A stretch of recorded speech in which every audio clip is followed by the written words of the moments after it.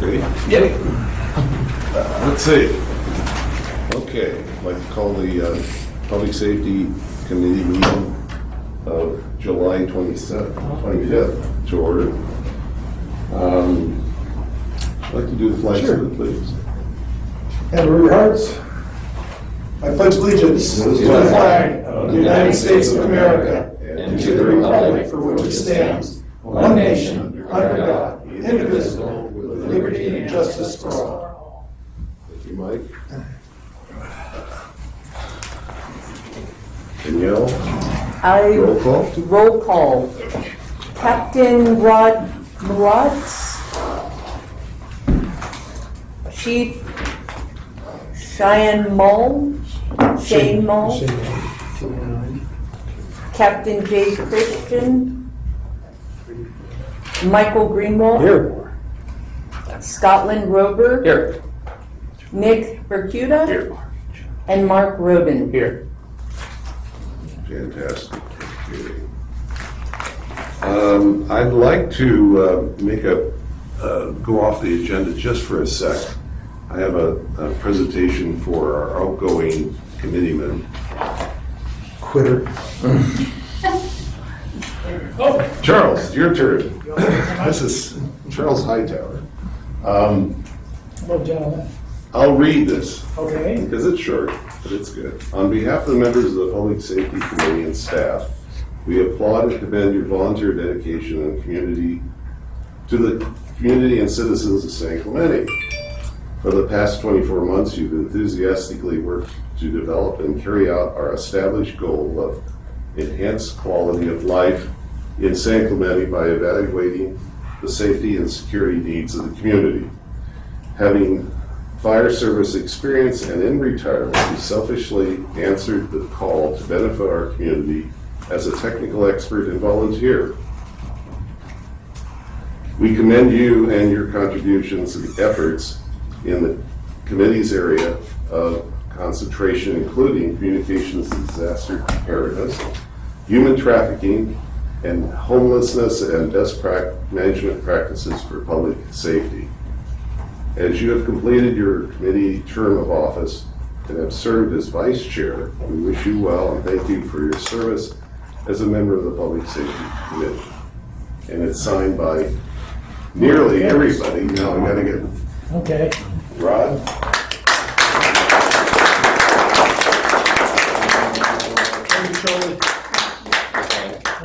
Let me say a few words. First, my wife over there, Sherry, this is where she usually gets up and yanks me off the stage. And So we should thank you feel for- sorry for her then, right? You know, your wife too. Thanks for all the members of the community for coming to these meetings. It's really good to see you all participate in the Public Safety Committee. And it was an honor to serve on the Public Safety Committee because there's really almost nothing more important to the city and the residents here than firefighters, police officers, the sheriffs, the highway patrol, ocean safety, park rangers, code enforcement, and ambulance, and the ambulance. And they take a substantial amount of funding to keep these organizations going. And this committee really helps to determine how that funding is allocated and keeps those fellows safe. As Nick said, my fire experience was with Cedar Mountain Fire Protection District up in Utah, where I was on the board of directors for 3 years. And the goal there was, protect our firefighters. That's the number one goal when you have a fire company. Well, there's our fire chief right there coming in. And I can't say more than anything that what our firefighters and law enforcement people do to keep us safe here in the community. And it's kind of our duty as leaders of Public Safety Committee to make sure that we keep them safe. They have good facilities and they're funded also so that the organizations work properly. So that was really one of the jobs we do.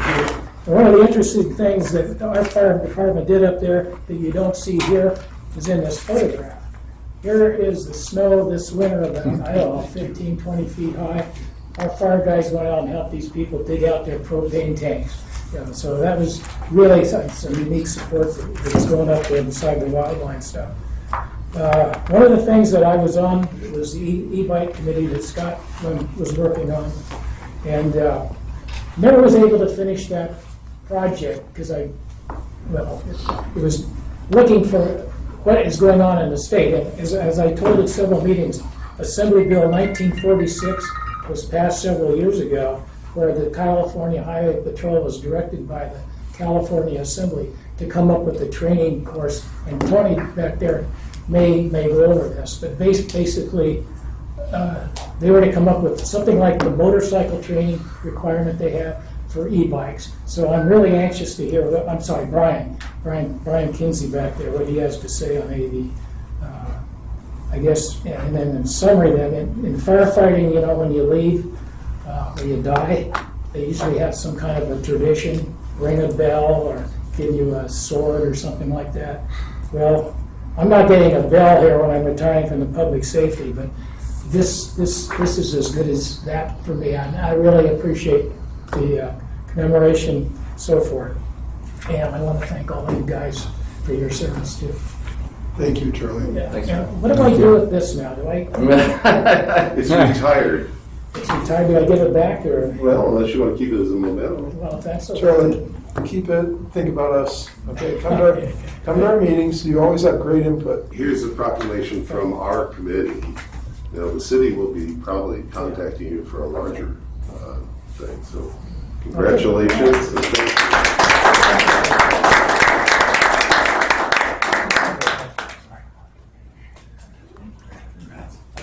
It's good to see community get involved and having a good time with that as best we can. So we've got a lot of work to do and everything. So our next order of business is Brian. Can you help us out? Let me hold on here. Yeah, I prepared. Okay.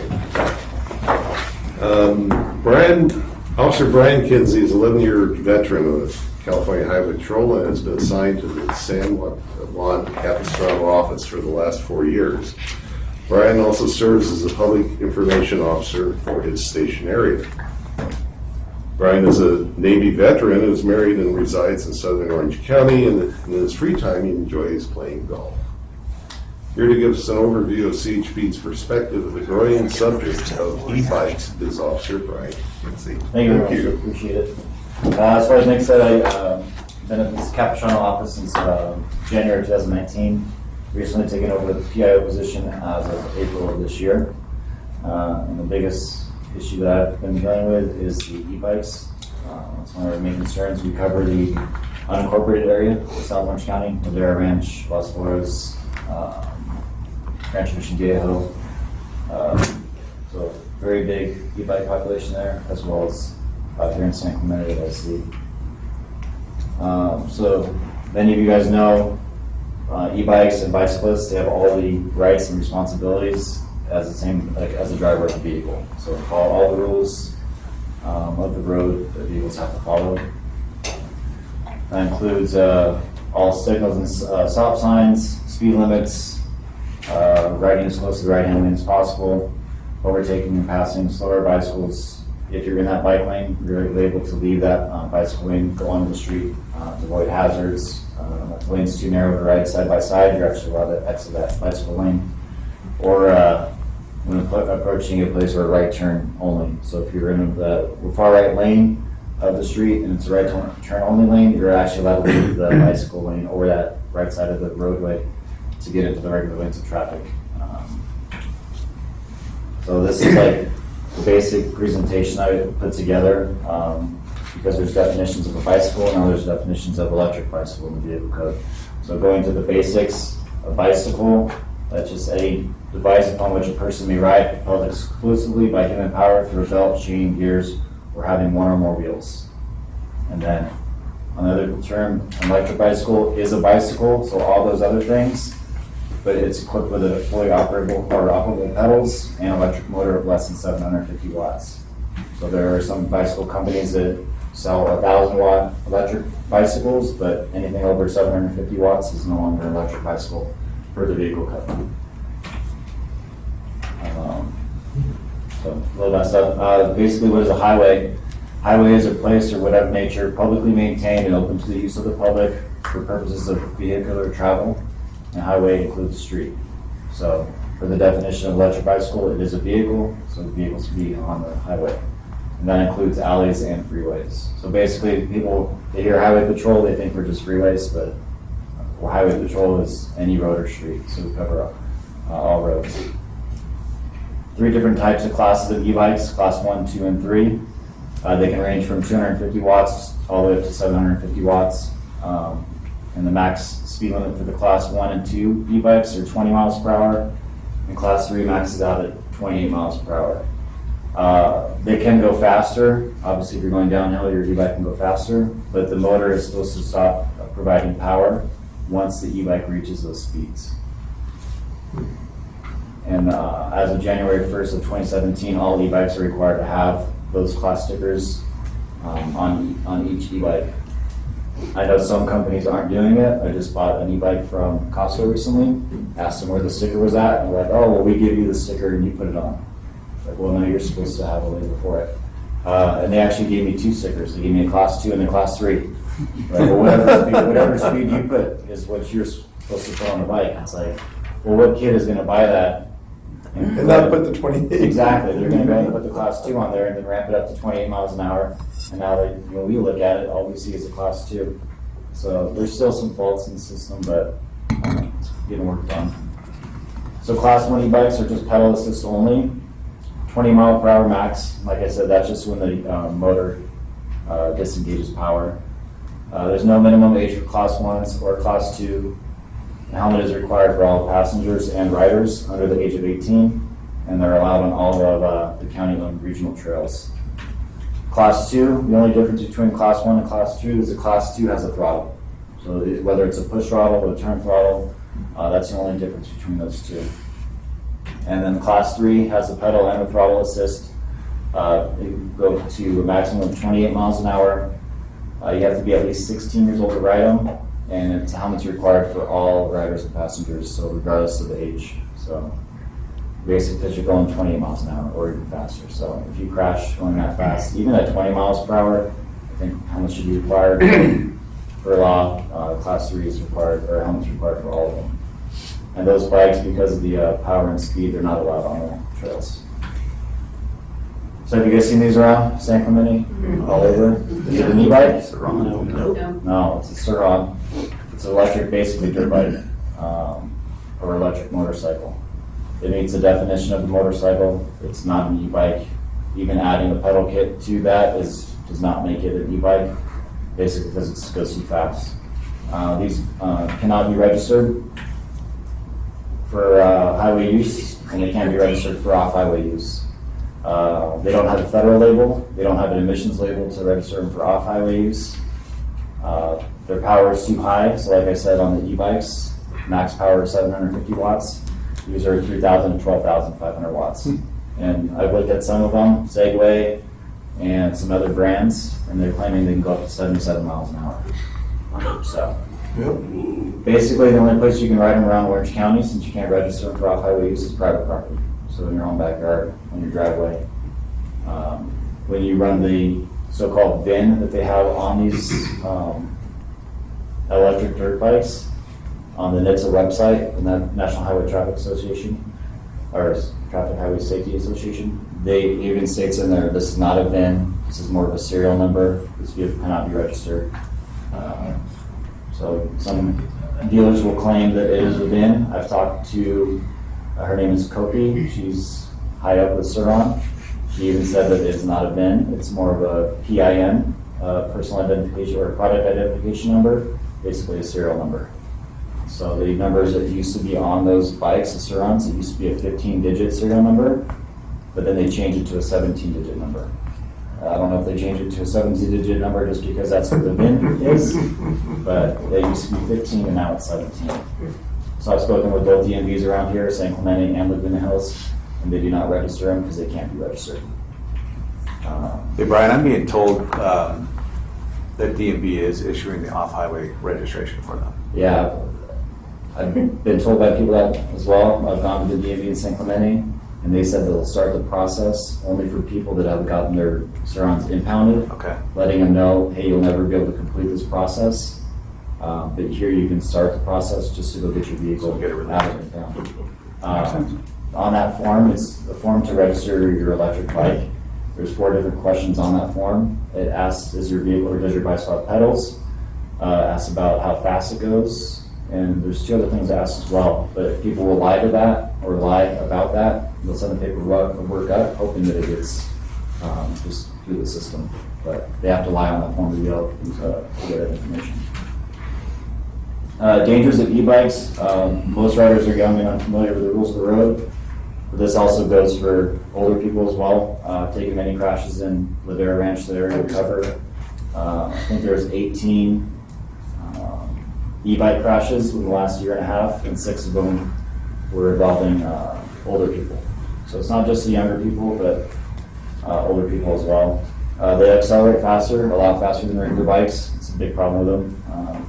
They're heavier, they don't stop as fast as the normal bikes as well, so the people aren't giving themselves enough time to stop. And the other big issue is either just wearing bicycle helmets or just no helmets at all.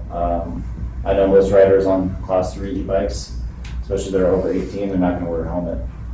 Or when you see kids wearing helmets, they just don't even have them strapped on. They're just buckles just dangling, and then multiple riders or passengers on one e-bike. I've seen 3 girls riding down their e-bike, every single one of them on their cell phone, not paying attention.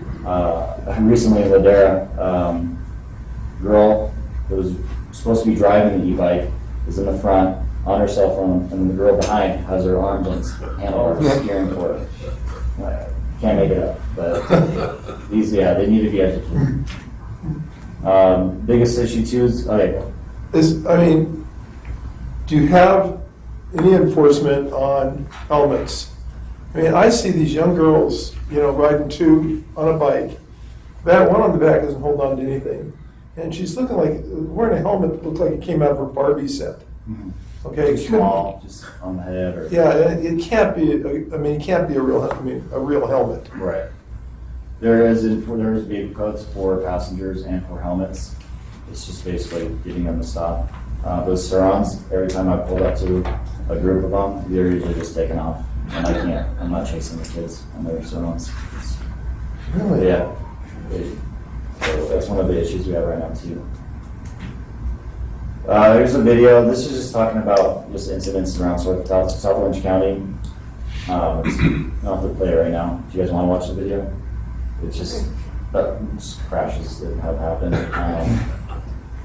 Now, an Orange County hospital is reporting a 500% increase in e-bike accidents from this time last year. And the This increase after is 2 because people more people recently buy died in the county while riding electric bikes. Christine Christine Lazaro looks into the safety of e-bikes and why some medical professionals say that riders don't realize just how dangerous these bikes can be, Christine. And a lot of parents don't realize how dangerous they are when they allow their kids to get on them. And I think during the pandemic, we all wanted to get outside and do something. And so that probably contributed to such a rise in popularity. Now, while researching this story, the one thing I kept hearing over and over is that e-bikes are not your typical bicycle, and that the injuries sustained while riding an e-bike are more on par with motorcycle accidents. Despite this, we saw the majority of people riding not wearing helmets, and often riding in a manner that many would say is reckless. Oh my gosh, So that kid's on what is this kid doing? A teenager attempting to stand on his e-bike while riding in the middle of rush hour traffic. The sound of metal on metal as an e-bike slams into the back of a parked car. I started picking up speed and I could not get the motor to turn off.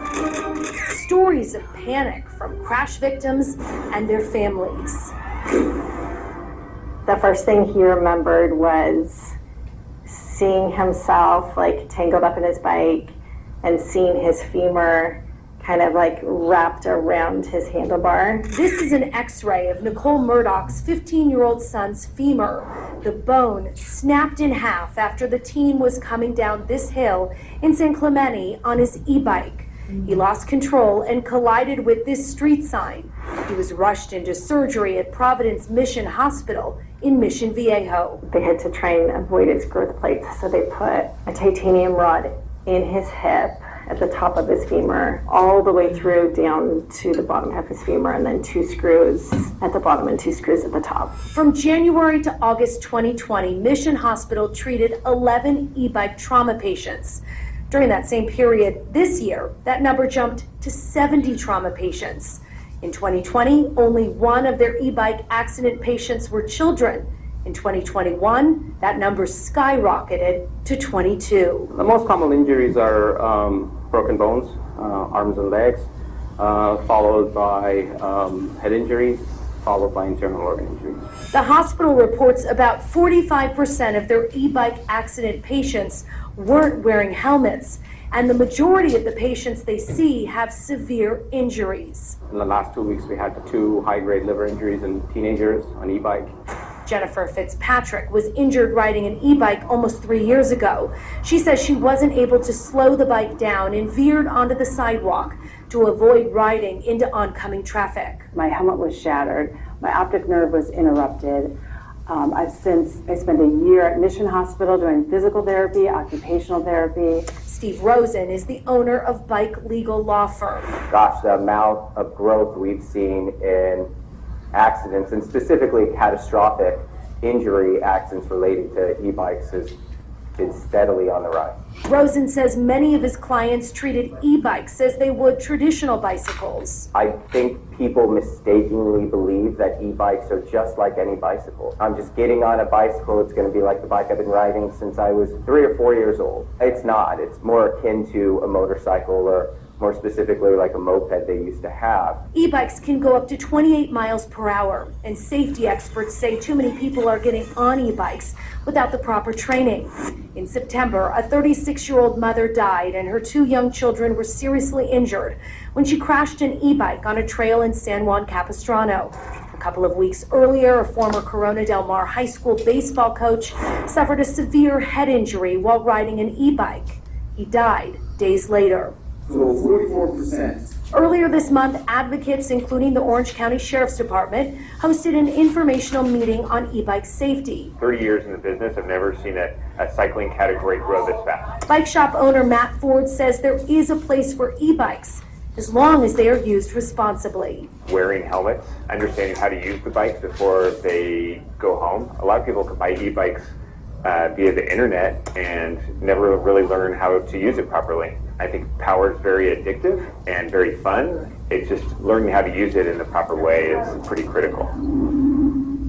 The fastest class of e-bikes are only to be ridden by those 16 and up, and all riders under 18 using any type of e-bike must wear a helmet. Riders don't, however, need insurance or a license to ride an e-bike. And as we said, we saw a lot of people, including teenagers, without those helmets. With no helmets on. Young riders do. Should wear a traditional and So she said that all or under 18 for all you guys have to wear a helmet, but it's for everybody. Yeah, the other thing too is people in their cars are not really used to all the e-bikes around, so they're not really paying attention either. So people in cars, they have to kind of get used to people on bicycles being out there more often as well. Because traditionally, it would just be the pedal bikes, and a lot of kids aren't going to be riding the pedal bikes now. But now that e-bikes are more popular, they're easy to get around with. There's not much exercise to it. You just push the button and go. So a lot of drivers aren't used to seeing these kids out or these adults out either. I got hit on my e-bike. I was riding to work. I was in the street where I was supposed to be. Came up to the stop sign. I stopped at the stop sign. Then a lady in her truck stopped at her stop sign. So it was my turn to go. So I went through the intersection. I got about halfway through, and she just kept going. She didn't even see me. And she ran me over.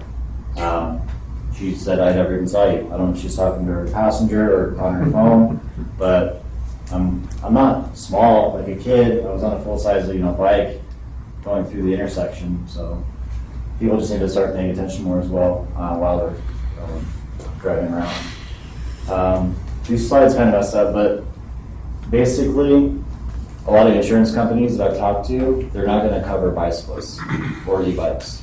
They'll cover them for like off-highway bicycles, but they're not gonna insure you if you're involved in a crash. So basically, if your son or daughter or you are involved in a crash and you're at fault, you're gonna be paying out of pocket for the damages to the other person's vehicle, or your insurance company is gonna use your homeowner's insurance. Then you'll have to pay the deductible from that. And if you get in a lot of incidents or you're using your homeowner's insurance, they can actually drop you. They don't want to keep you if they feel your liability. And I know where I live, they're not covering you anymore for fire insurance for my insurance company. So if we got dropped by our insurance company, we'd be out of luck. So I don't want that to happen. These are different places where e-bikes can be ridden, different bikeway classes. Class 1, you probably see it around here. There's one on San Clemente. It's kind of bordered with the K-Rail. A lot of the DARA has gone to the Class 2 bikeways and the Class 3 bikeways. So the posted speed limit on the Class 3s and the Class 2 are whatever the street speed limit is. So something like those, like residential areas, it's 25 miles per hour max. So in unincorporated area where I patrol at, e-bikes are allowed on the sidewalks. That's up to 5 miles per hour. So they're not supposed to go faster than 5 miles per hour in the unincorporated area. I'm not sure what it is for San Clemente, if you guys have an ordinance for that, or if they're allowed to just be on the sidewalk. But in the unincorporated area, they are.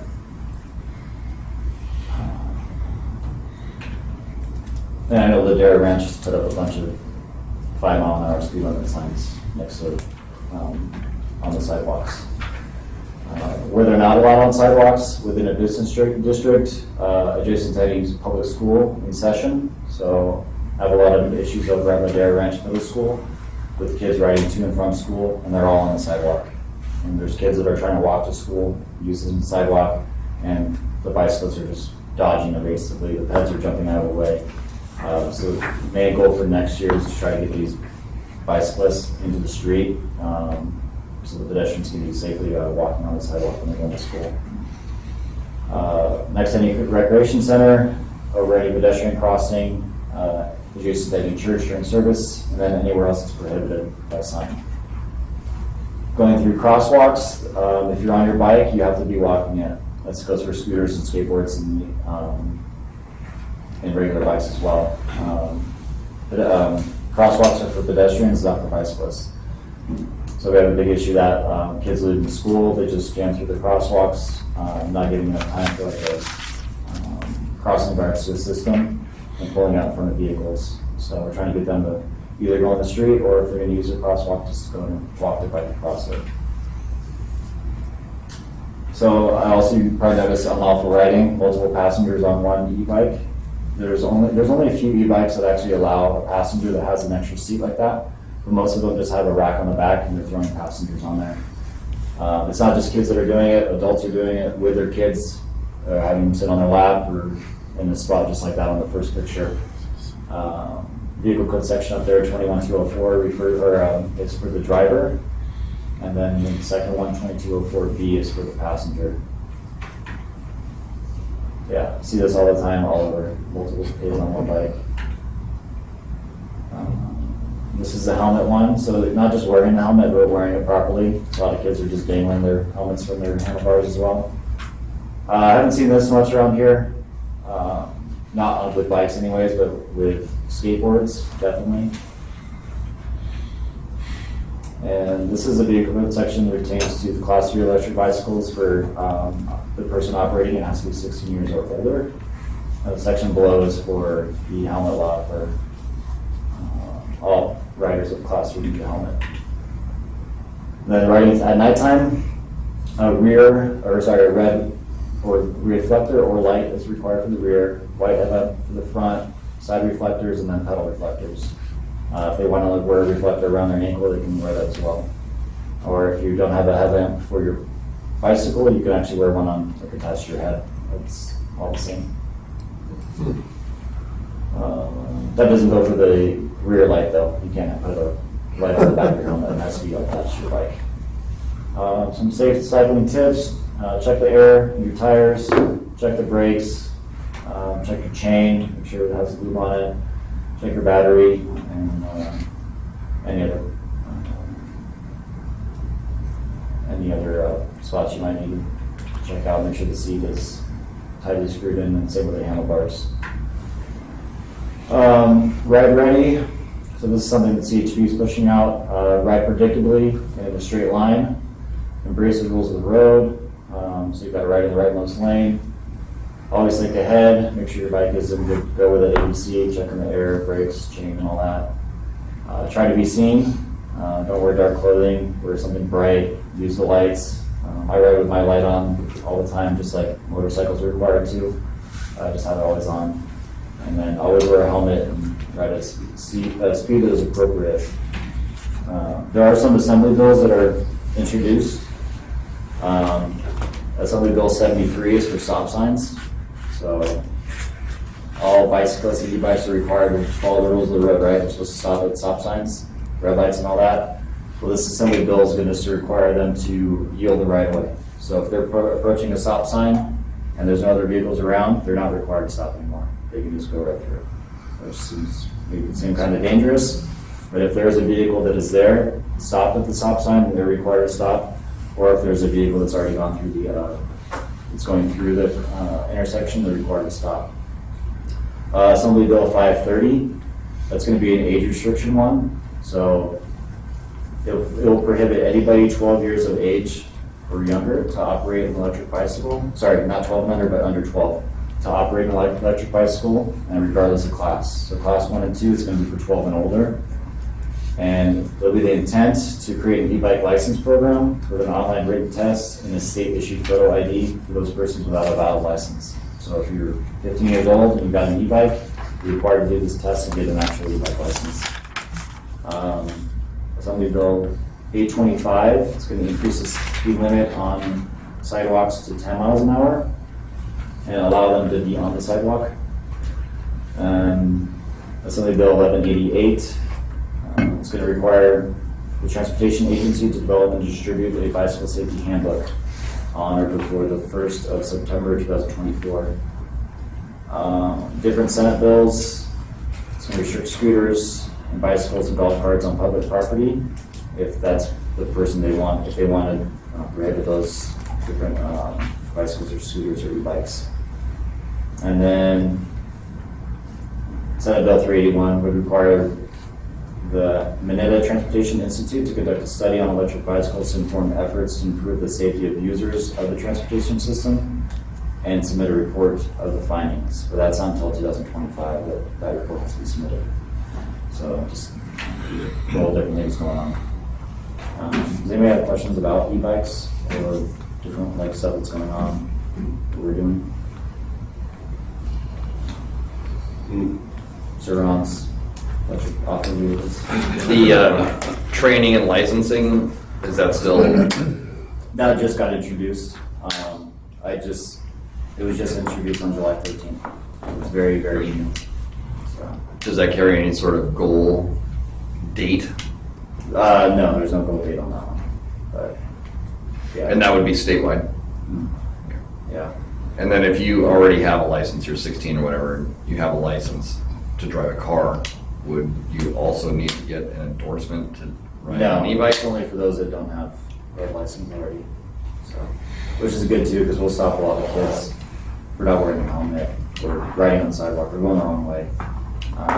They don't have any ID on them. So it's like, we just have to take their word for it. They're giving us the right information because we can't check their information against anything because they're 13 years old. Would a 16-year-old who already has a driver's license still need to complete any e-bike training? Since he already has a license? It doesn't say. No, it just says an e-bike license program with an online written test and a state-issued photo ID for those persons without a valid license. So I don't think we have to complete that. That's just for that assembly bill. I'm trying to get into as many schools as possible to get the information out there because a lot of people don't know the information. It's kind of like we have to work together. It's because with parents as well, because the parents will just buy the kid the bike, not knowing the different rules or regulations that are required. As far as you know, does the parent have to misrepresent the person using the bike when they purchase it? They have to what? Do they have to misrepresent who's going to use it? I don't think so. I'm not sure if there's any law requiring, like, when they're buying the e-bike, Yeah. who's gonna be using it. And I would think for class 3 that they should have to say that the person's gonna be over 16, but I don't know that. Really good. Yeah. In your unincorporated patrol area, are you guys impounding the Surrounds? No, not doing that. We can't, there's no vehicle code for us to impound it. So when you talk about the Surrounds being impounded, and people go to DMV and fill out some paperwork that's not gonna go anywhere to get their bikes out of impound, I mean, who are we kidding? Yeah, I'm not sure what's going on with that, but that's what I've been told through the DMV, that they're just starting the process to allow them to get their bikes out of impound. Hey, what's your specific strategy as far as enforcement on surrounding? What are you guys doing that seems to work for you guys? What are you citing for? If we can get them to stop, we can cite them for 12,500B. I mean, yeah, just basically riding out of class, so basically being on a motorcycle. The first 2 offenses are infractions only, and then the second or the third one would be misdemeanor. But we can't impound it because it's not a vehicle that's able to be registered, so we can't tow it.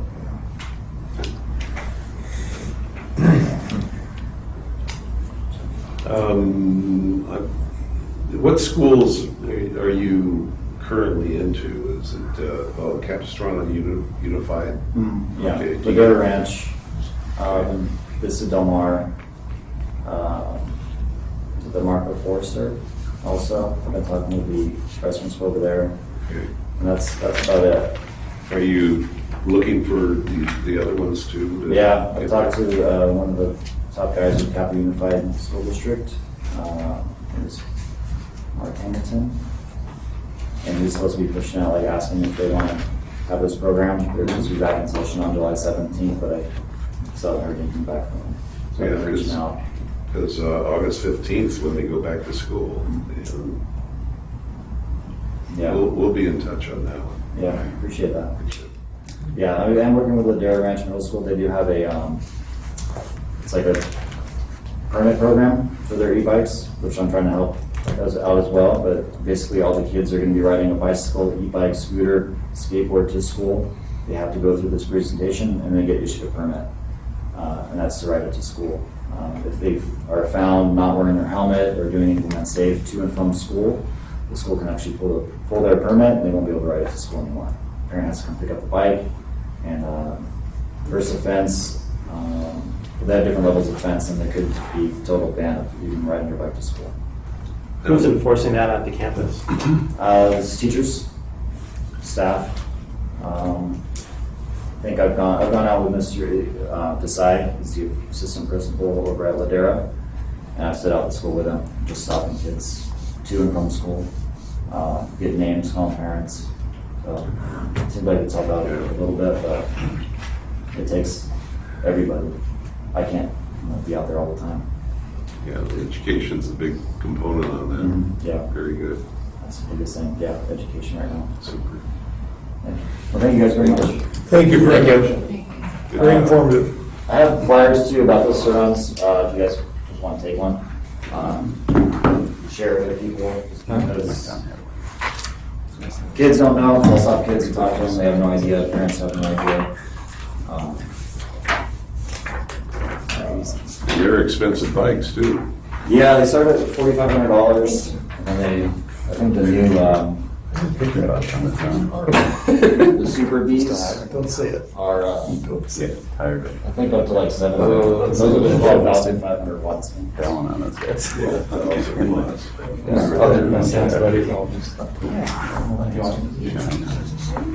Someone's totally confused. I know. I love myself. Why don't I much bread?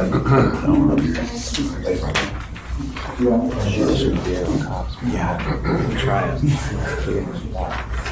Are you getting any pushback from the stores that are selling? I talked to one store, There's a KC Motorsports in San Juan. They're trying to tell me that it was all legal, be registered and all that. I told them, hey, look, you go to NHTSA's website, type in that VIN that they have on there, and it says right there, not for highway use, it's off-road use only. So, kind of educating each other, I guess. But, yeah, if they want to buy it, they can still buy them. If you want to use it for private property. It's just, I mean, this is the same issue we had in the late 90s and early 2000s with the go-peds. And the pocket lights, Yeah. small little motorcycles too, yeah. So now there's a vehicle code specific to pocket bikes. Yeah, I It's gonna remember, take yeah. time to get those electric dirt bikes in there as well. So, if you guys have any input or anything like that, you can contact me or Assemblywoman Davies. She covers you guys' area. And then I talked to what was it? I remember Kate Sanchez. She was interested in it as well as Captain Blake Spear. So all those guys, the assembly members and senators, are all on board with the e-bike safety. So, Thanks any again. suggestions would be Great. Thank you. Thank you. Okay, I want to at least acknowledge the folks that are here. I've got a Boy Scout troop, with a couple of Eagle Scout that are here for your merit badge. Yeah. Yeah. It's a communication merit badge. Communications, I love it. Okay. And Jane Ryan. Hi. Assistant Traffic Engineer for City of San Clemente. good.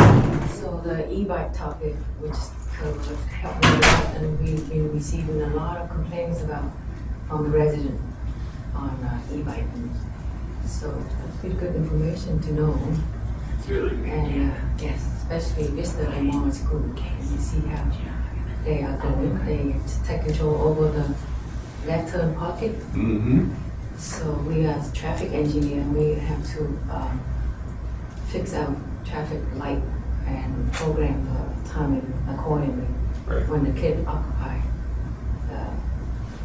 And it's only going to get worse and worse. isn't it? Yes. So I received complaints from residents. Actually, it's kind of slowed down right now because the school is not in session. But when the school is in session, then you got complaints from the parent about how we can get the sheriff to go out and enforce e-bike on the sidewalk.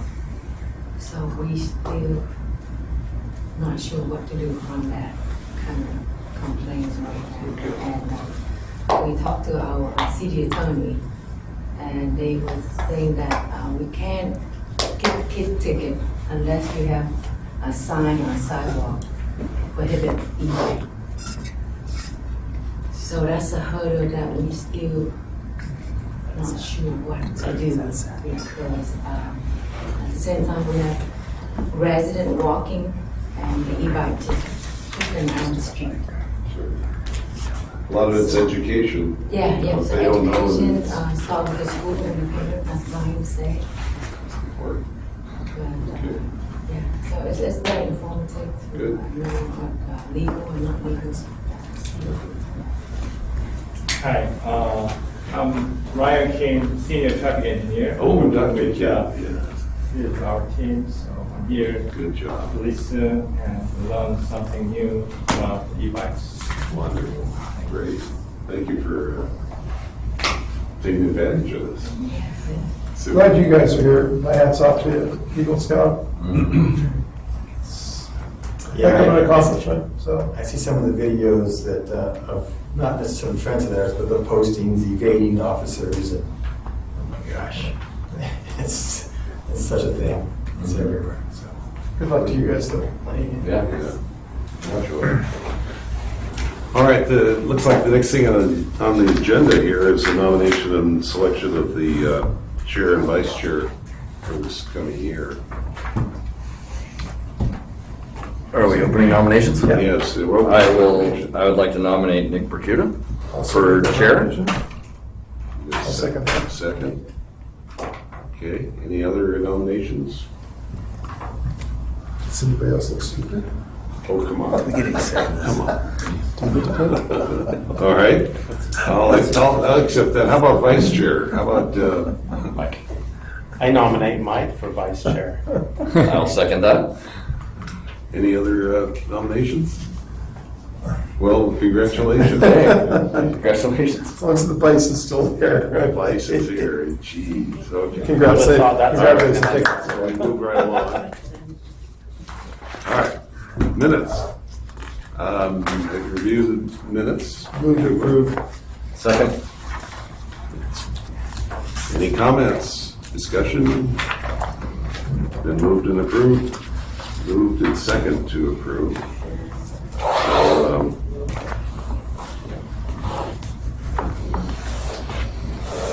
all right, I'll call for the vote. All in favor? Aye. Or approval? Aye.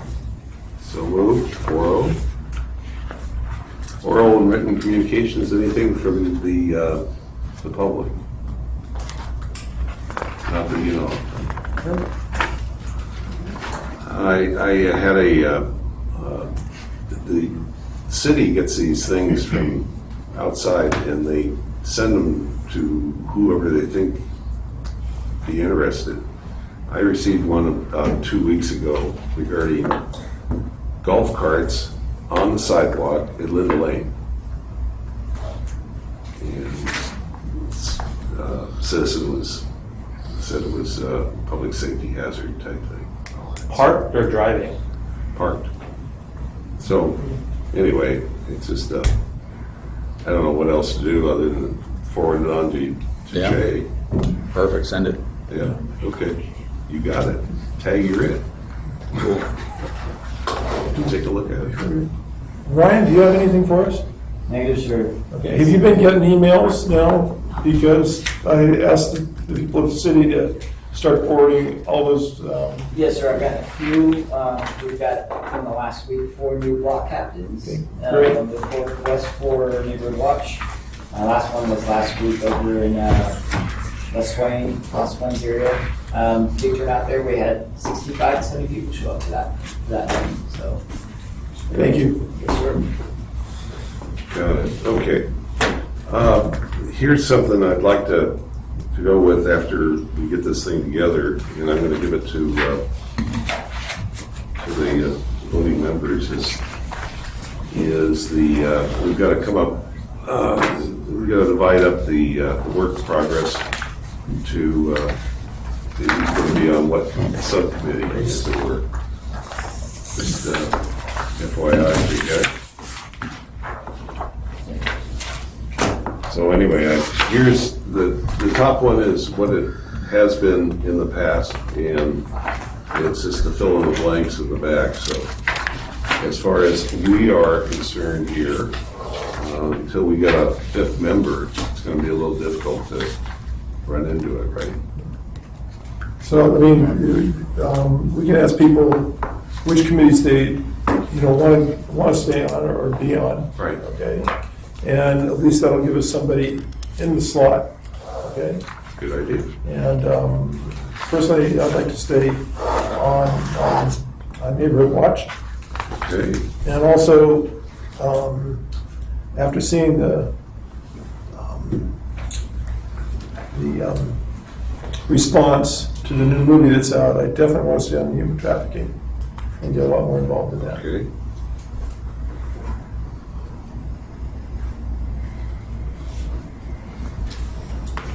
All right, now my interest is in disaster preparedness and the communications. I'd like to stay on that one. I'd like to stay on everything that I'm on. Which is? So I have ledge review, e-bikes, and stats review. Okay, good. Anything over there that? Yeah, human trafficking, I wouldn't mind being on that. I'm somewhat of a subject matter expert on that. Good. That was my job for 3.5 years. E-bike, sounds good. And then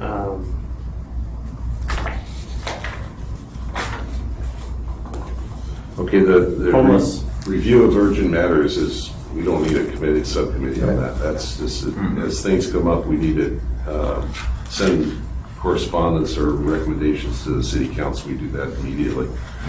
So what we're looking for now is the homeless. Yeah. Mark said, Mark said homeless. Okay, and also looking at technology review. Anything on there? What does that I'll entail? jump on that one What does that myself. entail? Mark, do you say? No, I said, what is tech, what does that mean? I don't. Well, any new technologies come out for law enforcement, fire, or lane safety that would come up. I'm cool with that, yeah. Okay. All right. All right, let's go with that right now. Hopefully, there's an advertisement out for a fifth member. And, we can spread this out a little bit better, but we need to at least know where we're going to put this stuff, so we're not just spinning our wheels for another month. You have to be a resident to be a committee member. No. You don't? No. No, but you got to have some subject knowledge, specific subject knowledge. I would really like to see us get something from somebody from marine safety to kind of round out the board. So if you got any ideas, Rob, let us know. I mean, it's, you got a lot of coastline here, and a lot goes on down at the beach, because that's the big draw for the city. Love it. Okay, moving right along. I know you guys may be excusing yourself for the next 10, 15 minutes, right? No, I don't know. Oh, you're good? You're good? Okay. All right. That's all right. Love to have you. Who's that? No. We'll let you in the building. They let me in. Wow. Absolutely. Are you lost? No, don't stand up. It's okay.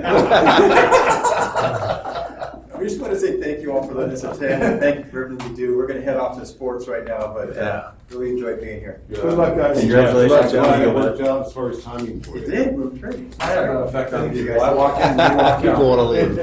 Gotta balance this off. Victor's on the way too. Look at more people walking out. I know, that's it, I have that effect on people. Oh, look at the hardworking guys. Hardworking men, and you too, Chief. Oh, shoot. Well deserved. Well deserved. Hey, can I ask you a quick, I'm sorry, can I ask you a quick question? Tons of complaints about the illegal fireworks going off on 4th of July, everywhere, explosions everywhere. Do you guys actually go out and patrol on the 4th and kind of look for that kind of, other cities do, I'm just asking. Yeah, not too much. If we're driving down the street, we see it, we'll usually stop it, but we've had problems patrolling because we shot. Well, The firemen ask. Okay. But we do have prevention people that go out and do it. Recording. Kind of marked vehicles, not our fire. Right. Yeah. They do stop people when they come around the corner, but then you would. I've got a year to worry about it. They're Hey, Rick, this is all being recorded. Yeah. Oh, that's all right. Well, If I said anything that should No. I'll stand by. Just wait a second. Just in case. So, and then also if Rod and Mike, maybe, I'm sure this meeting won't go more than an hour or so. We've addressed that. But yeah, but if you could let them out loose, that would be great. We got like an event we've been trying to do for a while, so that's all I got to say, so. And I think Victor's on his way in too, so he won't have as many issues as I did. See, I'm gonna sit over here. I'm gonna watch you guys really closely here. Yeah, right. Okay, next thing on the agenda is a staff review of care ambulance measures. If you go to item number 1, I guess. Did we address oral and written communication? Do we have any oral and written? We don't have that. We don't have any. Okay. Got it. So anyway. This is still the same report we had the last 3 meetings. Right. And It hasn't been updated. so I'll only fill in some blanks here for you. I've been in contact with Bob Campbell, who's the VP in charge of business, whatever. And I asked him for some raw data because Scott and I are working on comparison, trying to figure out what does this all mean, and is it realistic or non-realistic? And what we're trying to do is to get raw data from raw data from the fire department and we can compare these things. Well, I got the raw data from Falk, but I got correspondence from Shane that that's not available through the fire department right now because they're changing how you report this stuff, right? Yeah, we don't report the Falk data, the ambulance data. We've just, as of recently working with Falk, started tracking their ambulances, but we don't report it out, especially right now because we're still trying to see how accurate it is. So yeah, we're working with them a bunch on trying to figure out how to track it, how to get it the same. So we don't, I mean, contractually, we would never report out on what they do because that kind of comes through your guys' contract. So yeah, that's why we weren't able to give that for them. Well, I think what we're looking at, Scott, is we're going to look at side by side, the response times and because it's the same call, right? Correct.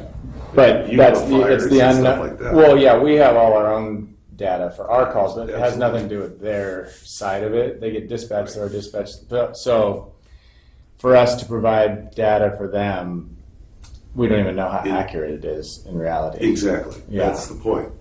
Well, I mean, from our end, we don't know because they've tracked their own. Well, we know our data is correct. Oh, but we just started tracking, even knowing where the ambulances are on our ABL. So for us to provide that, we didn't know. We're still working with them to figure out how accurate it is or whatever. So, and from our standpoint, if we look at yours and theirs side by side for the exact same call, they should match up. If they don't, then there's obviously an explanation, one way or the other on the thing. What the other thing we're looking at is report after report is their response, especially the code 3, is well below what the goals are, at 83% responses and stuff. So that was going to be my question. I see on the third set down, it says within compliance. Per who? Per the contract? What's the contract state? What's the percent on the contract? Well, the contract. This mythical compliance. If you drill down into the thing, it's a goal. It's not a mandatory thing. Yeah. Okay. So now, either one of two problems that I see, and maybe Scott could see too, is that they're not doing it quick enough or efficiently enough, or there's too much for the person to do, the response, and they need more resources. And we don't know which one it is because we can't confirm the data. Right. And I'd love to see a breakdown of the other 17%. Like, is it 2%, 45 minutes? Well, that's not good. Well, the other thing is we look at the contract and there's no penalty for the fact that there's no real goal, okay? Yeah. See, and part of our mission here is review these statistics. Nobody's done that in the past. The business ops just goes, we'll pay the bill. Okay. But what does it all mean? And so we have our little staff here of understanding, responses and things, and we want to compare them together and say, is this correct? Is this not? Or whatever, So, are we getting our money's worth? Or are they overburdened and they need more help? We don't know. And unless we do, and if you like to do the statistical stuff, we're more than happy to. Well, did they actually provide the data? Or they're, okay. I did. I asked them for 2 quarters, and I've got it. It's just I have nothing to compare it against because I'm waiting for the other stuff. Yeah, so we're working side by side with Falk and looking at what their data is and making sure that what we're tracking is right too. But for us to provide it, we haven't been tracking it long enough to provide accurate data for them. So we didn't want to provide something we don't even know if it's 100%. So it's not for them. It's just the fire department. You get a call. It responds to a certain address, and here's where you start. When you got there, and when you're into the call, okay. We can discard the fire ones, and we go to the EMS ones. Yeah, but I think if we can happily provide that for fireside. Our fireside doesn't collect anything on what the ambulance does. So I think you're trying to get down to, is the ambulance performing within their standards? Because our standards include every one of our calls, so we could. Right. Yeah. But if you want, an ambulance they come from a different, Different database? No, they're not attached to our fire engine. So an ambulance may be coming from another city to come into the city. So the two numbers, you can't say a fire engine got there in 6.5 minutes. Well, the ambulance must have been there. The ambulance is coming from wherever they're coming from and arriving on scene as a separate piece of equipment, So if you compare our data to theirs, they're going to look totally different. We just don't have Falk's like data to provide, if that makes sense. Okay, so they get their dispatching from you guys. Yeah, the dispatch comes from OCFA. All right, So would we be able to see from the radio room a fire incident number that has a medical incident number attached, or vice versa, in the CAD purge? Yeah, you would see. Yeah, it would all be in the same CAD. So would the radio? I'm sorry, I call it the radio room. The dispatch center, would they be able to provide us that data? We could have the data for the fireside. Yes. Yeah, I mean, I think that would be kind of what you're looking for. Every fire CAD number that has a medical CAD number associated with it, and then vice versa. Because sometimes, I mean, I don't know how this would happen, but like say the medical CAD was created first, and then they attached a fire CAD number to it. Mm-hmm. Yeah, and that would show you what. So we yeah, did. that would be. I think that's what you're trying to collect, right? Parallel. Right. And a question to clarify: say I doubt this happens very often, but say medical's on fire before you guys, and they cancel you guys. Does that count as a statistic for you guys, or do you? Or do they don't cancel us. Okay, Yeah. but you guys We cancel them them sometimes, right? Mm-hmm. And would we be able to see that? Would that be able to be extrapolated out from those incidents? I mean, it'd be in the notes that they got canceled, but you wouldn't know. I guess you could assume that they were on the call for that period of time. Yeah. And on the med call, there might be a dispo code like rerouted or something like that. I don't know what the label. Yeah, the reroute and stuff that goes through Falk. That's the part where like if they replace an ambulance with a different ambulance, that all goes through them. But just dispatching an ambulance to the call comes through us. But yeah, so that's where, I mean, we can provide the raw data of fire department responses. That's all I'm looking for. And see, the other component in there is, they go to the hospital, they may have to hold the wall for hours. And that's a component that we have to put in because that's a public safety thing. If those ambulances are not available or the fire rigs are not available, you have to look at that and say, is the hospital and the health department has stats on that too. So it's not a them and them. It's a whole family of different things. Yeah, but I think when it gets to the hospital aspect, though, that's a symptom that we're not in a position to write a prescription for. So I think the two things would be fault and fire. But I think the CAD purges or the metadata of the CAD purges is probably the info that you want. Yeah, I've got it from Falk. I just need to compare it against you guys. Well, and then that info that they would give us would actually put some truth serum on this, so we could see how accurate these numbers are, because they're not going to something that dispatch and they're not on viewing stuff probably not very often, right? And unless and Scott pointed out, unless we got the data in front of us, we just have to take this is the truth, what is given to us, and we're not sure if that is the case or not. I mean, Well, if that's the truth, it's not very pretty. No, it. And if they gave that to us, it's probably worse.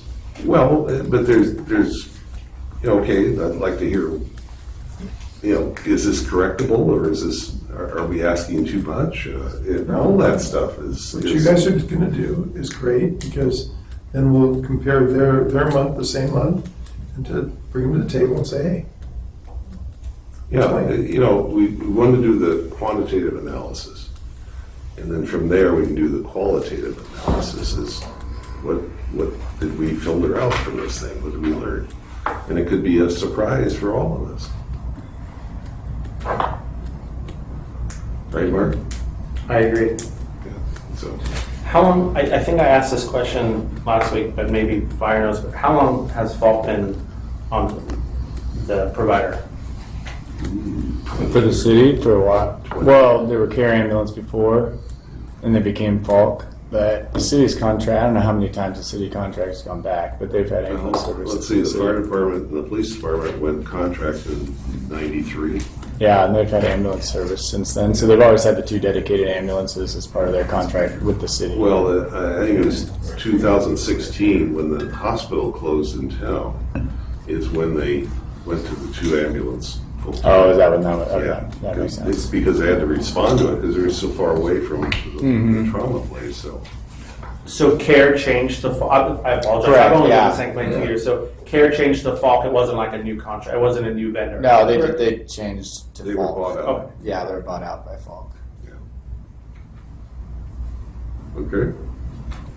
All right. So right now, I don't think we can really do anything other than look at what they gave us and say, oh yeah, okay, swell. But I'd like to do a little deeper dive into the thing. Yeah, I can respond. I can give you all the call data for the fire side. I Oh, just perfect. don't know And I it's, don't know what exactly you're getting at. Well, I don't know if it's gonna answer your question. what I'm looking for is I've asked what I've got from Falk right now is fourth quarter and first quarter of this year, fourth quarter of last year, and that's kind of basically what I need to compare against.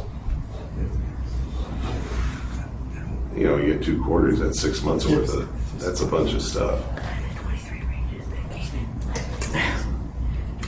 Yeah, I was under the impression that OCFA had more comprehensive ambulance response data, and I didn't realize that We you did. like are collecting it and working with, but even in collecting it, because it's so brand new we don't ever report out on ambulance stuff to any cities because the contracts are with other people. So we don't monitor ambulance, any of that stuff. So it's such new data coming into our system. All our fire data is what it is. That's all for years, but we don't have, it's just trying to figure out, are we collecting the right data? We don't know exactly their roll times, like when they actually go wheels rolling. Like we know when our rigs pull out of the station, the wheels start to move, we get the call data. That's where all ours comes from, is from start to stop. But for Falk, we've never monitored that. It's just now that we can, and we really just have them on AVL so that we know who to dispatch to a call because they're closer.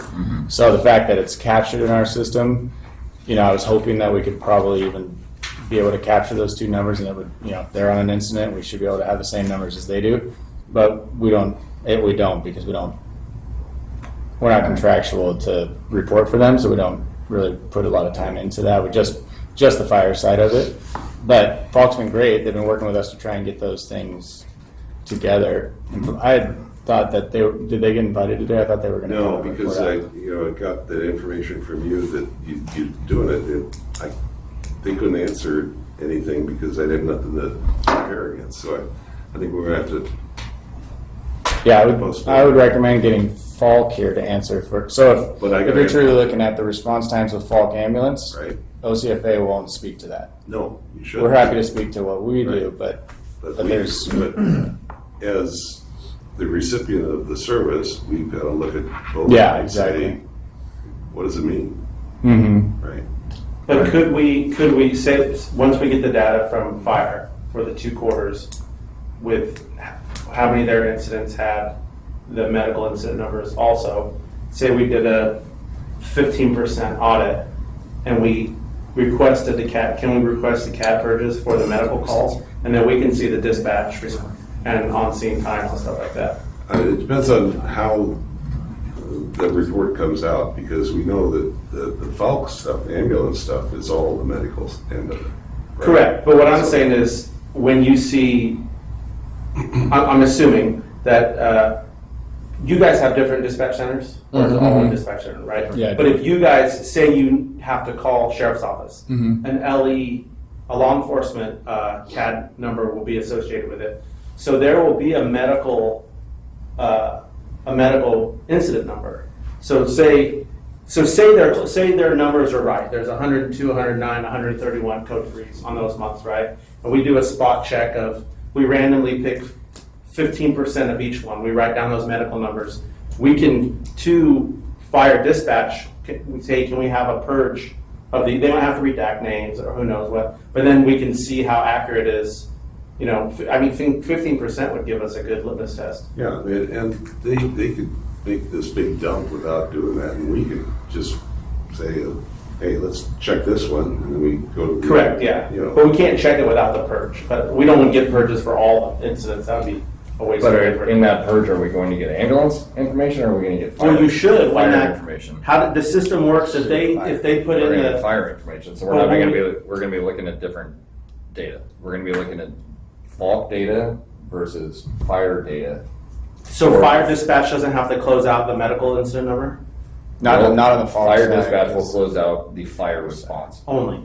Not the not the fault. Not the response. medical part. Fault dispatch keeps track of fault responses. And do they use do you know if they use your incident numbers? Do they use the same medical incident numbers? I don't know if they use the same. I'd be curious to see what if there's on the same incident number. I don't know. I doubt it actually because I ours doubt is- it because they probably have a standardized system for their own incidents because they're providing service to many different Correct. providers. Yeah. So their Well, no, numbers are going to look many different than our different numbers. agencies. Yeah, because so the city I retired from, we had a third. We used Fault at one time, but the same fire dispatch they put in Right. and then you could go back and put in that medical number, and a purge would actually come up. It might be something that you guys never see because there's really no need for you guys to have it here. That makes sense. Doing Yeah, retroactive. I don't know what their incident. I'll find out. I'm curious. I'd be curious to know if they go back after the fact and they put in a medical CAD number, if a purge actually comes up. Mm-hmm. I mean, it seems like it would almost be a waste of a system that has it there to use and then it just stops once it gets transferred over. You know, he knows when the ambulance was dispatched. Correct. Okay? They have no way to tell you when the ambulance got there. And that's what we're looking at. Unless it's in the med CAD purge. That's what he's going to try to find out. Because, you know, when they press the button in their ambulance, it doesn't go to you, it goes to them, correct? They don't have a press route. They do it on the radio. They go en route, like on the radio. Is that what you're saying? Yeah. In other words, when you dispatch them, you know what time they dispatched. But we're depending on them to tell us what time they got there. Because You guys don't track that. you can't track that. Yeah, we don't track. that So, side. I mean, Do they use the same system that you guys use? for their tracking. Yeah. Are they computer dispatched? No, no. We use a computer-aided dispatch. They don't have those. They don't on have their any of ambulances. those. No, they mostly go on cell phones and vibe radio. So I mean, this whole yeah, thing. we don't track it really on our side. That's what we're just starting to track, like even where they are AVL wise. So that's where they're kind of sitting down, like with probably that raw data, they could sit with our people and see are things tracking right or times looking different. But yeah, it's also new because, like I said, we don't typically track them. We're asking for data from two completely different data collection systems and providers. Yeah, we have a different data collection system. OCFA can tell us when a fire truck leaves the station and arrives at a station. Right. And then all they can say That's is when it. fault got dispatched. They can say when Falk got dispatched, when their dispatch called Falk dispatch and told them, send an ambulance to this address. Huh. We don't know when that Falk ambulance got en route, all of that en route travel time on scene information lives in Falk's Right. dispatch, and they And are a I've got that standalone contract provider. And that's We say, we want an ambulance, we want 2 ambulances in the city. How much is that gonna cost us? They give us a price, and now they are a provider, same as a tree service, same as trash service, same as. So they don't hear our radio or anything. They don't talk to us on the radio. They'll talk to us and stuff on the radio, but like, yeah, he said perfectly. It's just 2 different data tracking systems, so we don't track their on scene time. We don't know if they send a different ambulance than what we originally dispatched. An ambulance shows up. Okay. So when their contract terminates in whatever, and now ABC ambulance company shows up, there is zero infrastructure that the city has invested in them. They just take their ambulances, and they drive to someplace else, and then two new ambulances show up with their own data and infrastructure. And that's my thing, is that, you know, we depend on them to tell us what's going on here. And they're admitting that they're not even close to goal. Yeah. Okay, so. But we don't know what the goal is. How far, the goal is We- 90%. 90. Okay? But it's a goal. Yeah. There are no penalties written into it, so we can look at their data and we can get folks' raw data and we can compare it to these snapshot reports and see if the two line up. But ultimately, they're goals. Yeah. There is no penalty. So, you know, and if we try to write that into a contract, is that gonna scare them away? And so. And if we. Would anybody even bid on the contract? Right. Or they'll tell us, I would imagine that the response would be, well, to meet that goal, we need to staff more ambulances, which is going to cost you X number of dollars more. Right now, they're meeting their contract because they put two ambulances in the city and and they have a goal and they're meeting the goal on code 2s, but they're coming up a little short on code 3s. I'm a little curious as to how their clock starts and stops. When they get canceled, do they get to take that 2-minute time frame and plug it into a successful code 3 response? That's what I was or does that just get thrown out the window? And all of that is typically written into an ambulance contract. When an ambulance contract is very comprehensive and complicated, like they are, our ambulance contract is a little less comprehensive. Yeah, and that's what we don't know on our end, like what a canceled, we don't know how they do it. For like fireside. How many exceptions they get, what they get to throw out of their data set, what they have to keep in their data set, that sort of thing. All of that stuff is. We definitely need one of our people here. Yeah. Oh, yeah, but you gotta, I'd like to get the data and then, look at it, compare it, and then get a list of questions because I've been looking at it. Because right now, I don't know what I'm looking at for sure. I mean, I can see the dispatch time and the location and all that stuff, but, how does that all, I just gotta get the quantitative stuff first before we can do the So quantitative. I think we've landed on that we probably should invite a Falk representative to a meeting in the near future, and we can ask that person these questions, because we can sit here and what if this stuff Hopefully they'll be until the versed. sun goes down, and We we have some members here who have a hard out time, I think, so we should probably move along to that. Anyway, okay, so that takes care of Falk right now, and on the agenda, we're looking at Fire Authority. That's us. Okay. I have nothing to compare against, so I can't complain. So I have the fourth quarter totals as well, but yeah, anyhow, you have in the packet the third quarter. Let's see if there's any. Do you have any questions? I mean, in third quarter there was 1,358 calls. So calls for us are anytime a unit's dispatched gets on scene.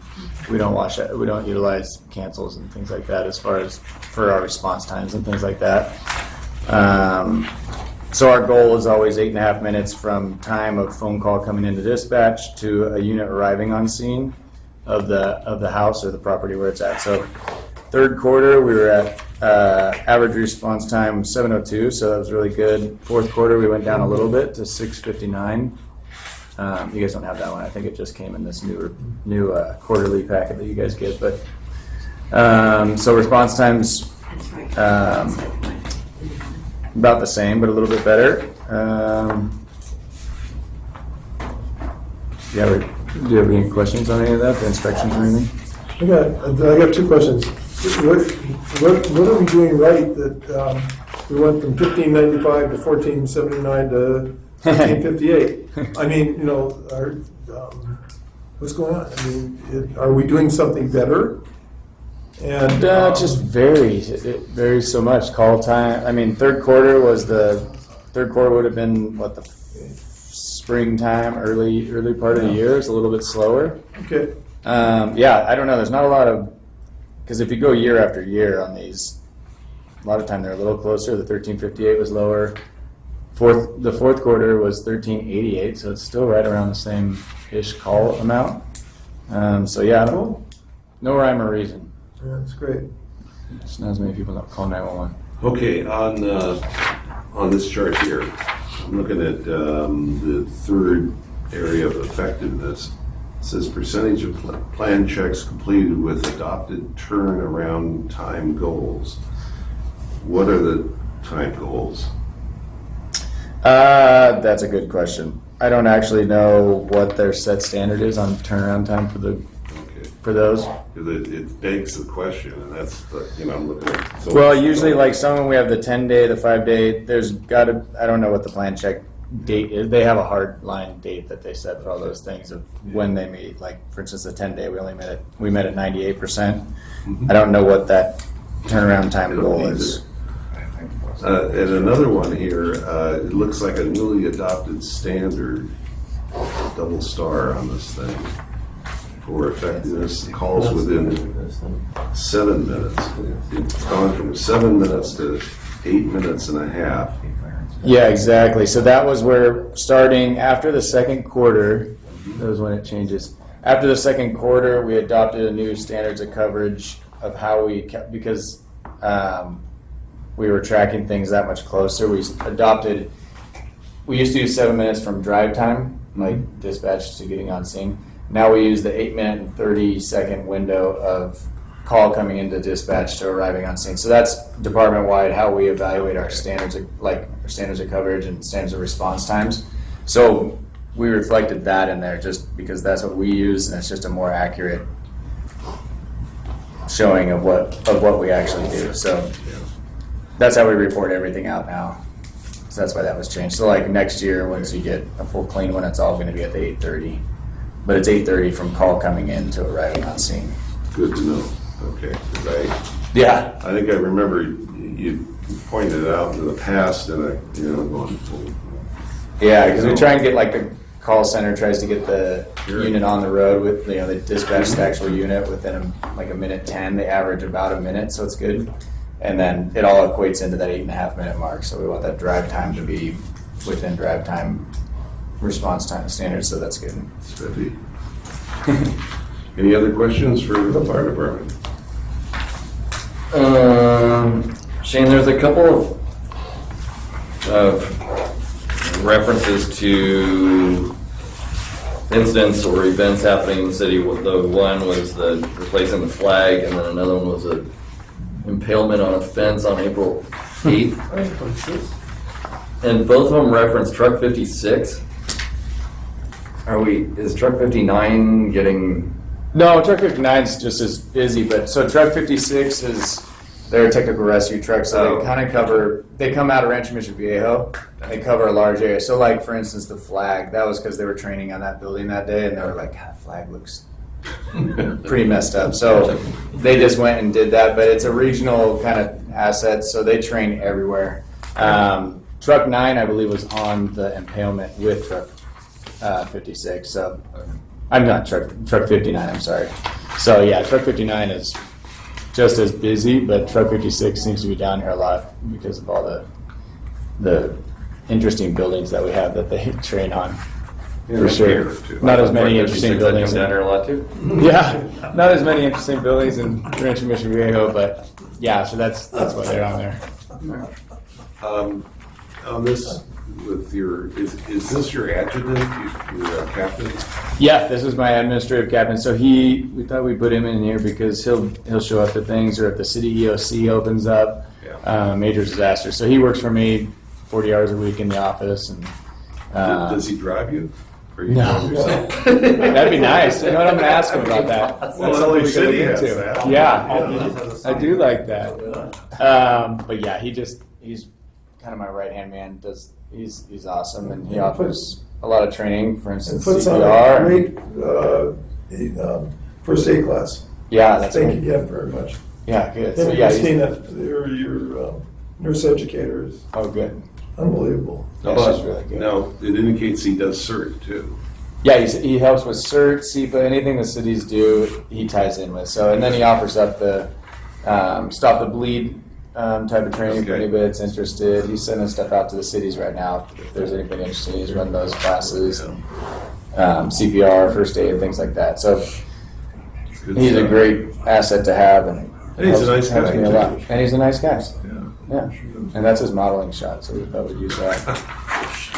That was on a billboard. Oh, you listen. Of course. That's October. This is a. Can I ask just a quick question? I know it's being recorded. Did you guys vote for like chair and vice chair? Is that able to be released, or is it something that has to be reviewed? No, not unless the city council. No, I just want to know. I'm just curious. Says, So who's the chair? Me. Okay. Congratulations. Congratulations. And he's the vice. The vice chair. Wow, this is an awesome group of people. Much improved. Sorry. No, I have to go because I have to drive him around. Oh. And Yeah, 'cause you don't have a if you're driver. driving with him, you That's should not stay true. up. No driver. And by the way, you guys are now getting a stipend. You're welcome. So anyway, thank you for. Thank you so much. Let's Mr. go back Mackey. again. Yeah, we- Absolutely. We had other meetings. We couldn't. Well, we'll see you guys soon, right? Bye bye. A little interlude, I'm sorry, but the city council guys come marching through. Anyway, any other questions for Sean and Jim? Good job. And I like the report, by the way. Michelle does a hell of a job. Michelle does, yeah, she's fantastic. Yeah, puts everybody else to shame, the big color brochures and stuff. Very nice. Jay and Ron, how do you feel about that? Better department, I guess. Sure. We like color pictures. A lot of colored ink. Calendars next month. Yeah. Calendars. Okay, any new business that we have? No? No new business. Okay, I'm finished. All right, so let's get into the public safety annual work plan. Communications disaster preparedness. I've got a little one here. Tried to get our crew together at the last minute to go down and see the San Onofre nuclear generator tour, and I was able to get these two guys and your educated.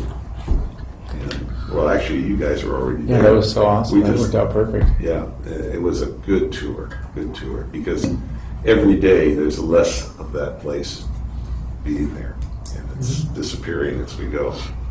So, but just, unless you're there and get the lecture, and there's a lot of suppositions of, it's these people glow in the dark or whatever the stuff is. Looks pretty safe to me, right? Yeah. So, Good job. It was She's impressive. been there 37 Good to years, see. I didn't see her glowing, so. yeah, we're lucky to have it. So that worked out well. I'd like to agendize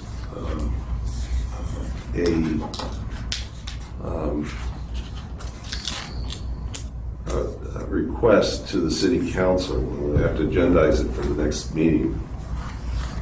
Of requesting a full or part-time personnel from the city to be the disaster preparedness coordinator. Because right now we've got a consulting firm, and they really do hands-on stuff. We need somebody in-house to actually do this stuff. So I'd like to get the approval to place this on the agenda for the next meeting, because I can't talk about it now. And what is the agenda item that you're on? I'm sorry. The agenda item is to recommend to the city council to add to the city employee pool a coordinator, a designated coordinator for disaster preparedness training for the city.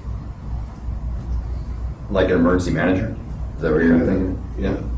Yep. Somebody holds it all together. because right now we're lacking on that. And they do interesting things, but we need somebody in-house to actually push it along. Yeah. Are you making that motion? I make that motion. I'll second that. Good. Favor? Aye. Aye. Okay, got that one taken care of. All right, homeless and best management practices. Let's see here. You have anything on that one? No, you know, the people we have here in the city do such a great job with the homeless people. And Jay's people keep them moving.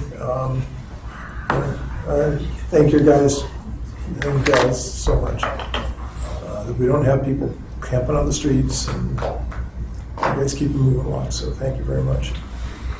You know, it's been pointed out to me by my significant other that my daughter lives down at the south end, and they point out that there's a tent city growing just on the other side of the county line. Mm-hmm. Or where that? Well, I'm sure you are. It's just, you can't do much about it. That's exactly right.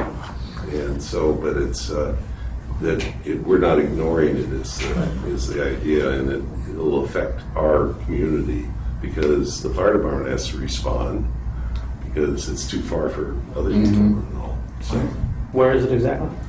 well, you know where is it Carl's Jr. Jr.'s? Across the street in the county line. At the T. The city ends roughly, I don't know, a couple hundred yards before you get to Christian Nidos. So that whole area is San Diego County.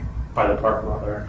Correct. We had a whole discussion about this early in. We're trying to figure out ways to tackle that. It's going to be jurisdictional, obviously, when it comes to enforcement. We're trying to figure out ways for outreach to be successful there. And it sounds like funds and direction by the city is very particular that they're to be used in city jurisdiction and not outside. So I've reached out to our Behavioral Health Bureau to find out if they have any contacts with San Diego or what we can do to try to maybe get something in there to deal with the issue, because it's unsightly.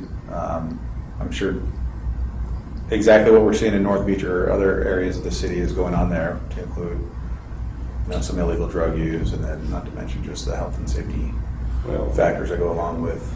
The people probably need mental health evaluations and stuff too. It just, it's not safe. And then the RVs on the street and on the county side. Yeah. Is that on the base, or is it not quite on the base? So No, it's on the base. It's on El Camino Real, just north of Crescendos. Next to the state park. Right. A few years ago, they right along the freeway, on the east side of the freeway, there was a huge encampment, and Caltrans cleared them out. Yeah. But I don't know if they're back and all. So It's kind of weird that's not annexed by the city or the county, and that's San Diego County. It's just a strange delineation of the county line there. So it is San Diego County. It is. And there's a sign right there that says, "Welcome to San Diego County," on the roadway. And it's maybe 10, 15 feet past that is where you get the people set up. The county changes there. Crazy See stuff. where the road. No, it's along the road. So the technique goes from Trestle Fresh. Like this whole Can we area right reach now. out to San Diego? I wonder what beat deputy is assigned that little triangle. Outside of the line, they don't care. Yeah. San Diego Sheriff. That was my Yes, it is. suggestion. That's what I'm saying. Can I we wonder if reach he out to ever San- goes up there and checks it. Can we reach out to San Diego County Sheriffs and say, hey, we need some help up here? Yeah, I think so. Reach out to outreach as well, and we had directed, or I had reached out to my outreach to have them connect with San Diego to see if they could coordinate them coming up, and if they refuse services or whatever the outcome may be, that the right people are up there, because we can't technically start addressing that. It's not in the city limits. Or pay San Diego $1 to inquire, to take the land and as part of the city. Yeah. That part. Probably wouldn't be worth it. very difficult because Pendleton's there and there's nothing in between. And, you know, the military police isn't going to do that little stretch there. Yeah, you can see the Very county unique. line. That's basically the county line up there. Yeah, that's crazy. Interesting. Wonder if that's part of it. Okay, let's get on to legislative review, and let's see, we've had, Scott, you were, Yep. anything new on? Nothing new. I'm really interested to follow that e-bike legislation. Yeah. As it moves through. I mean, I think as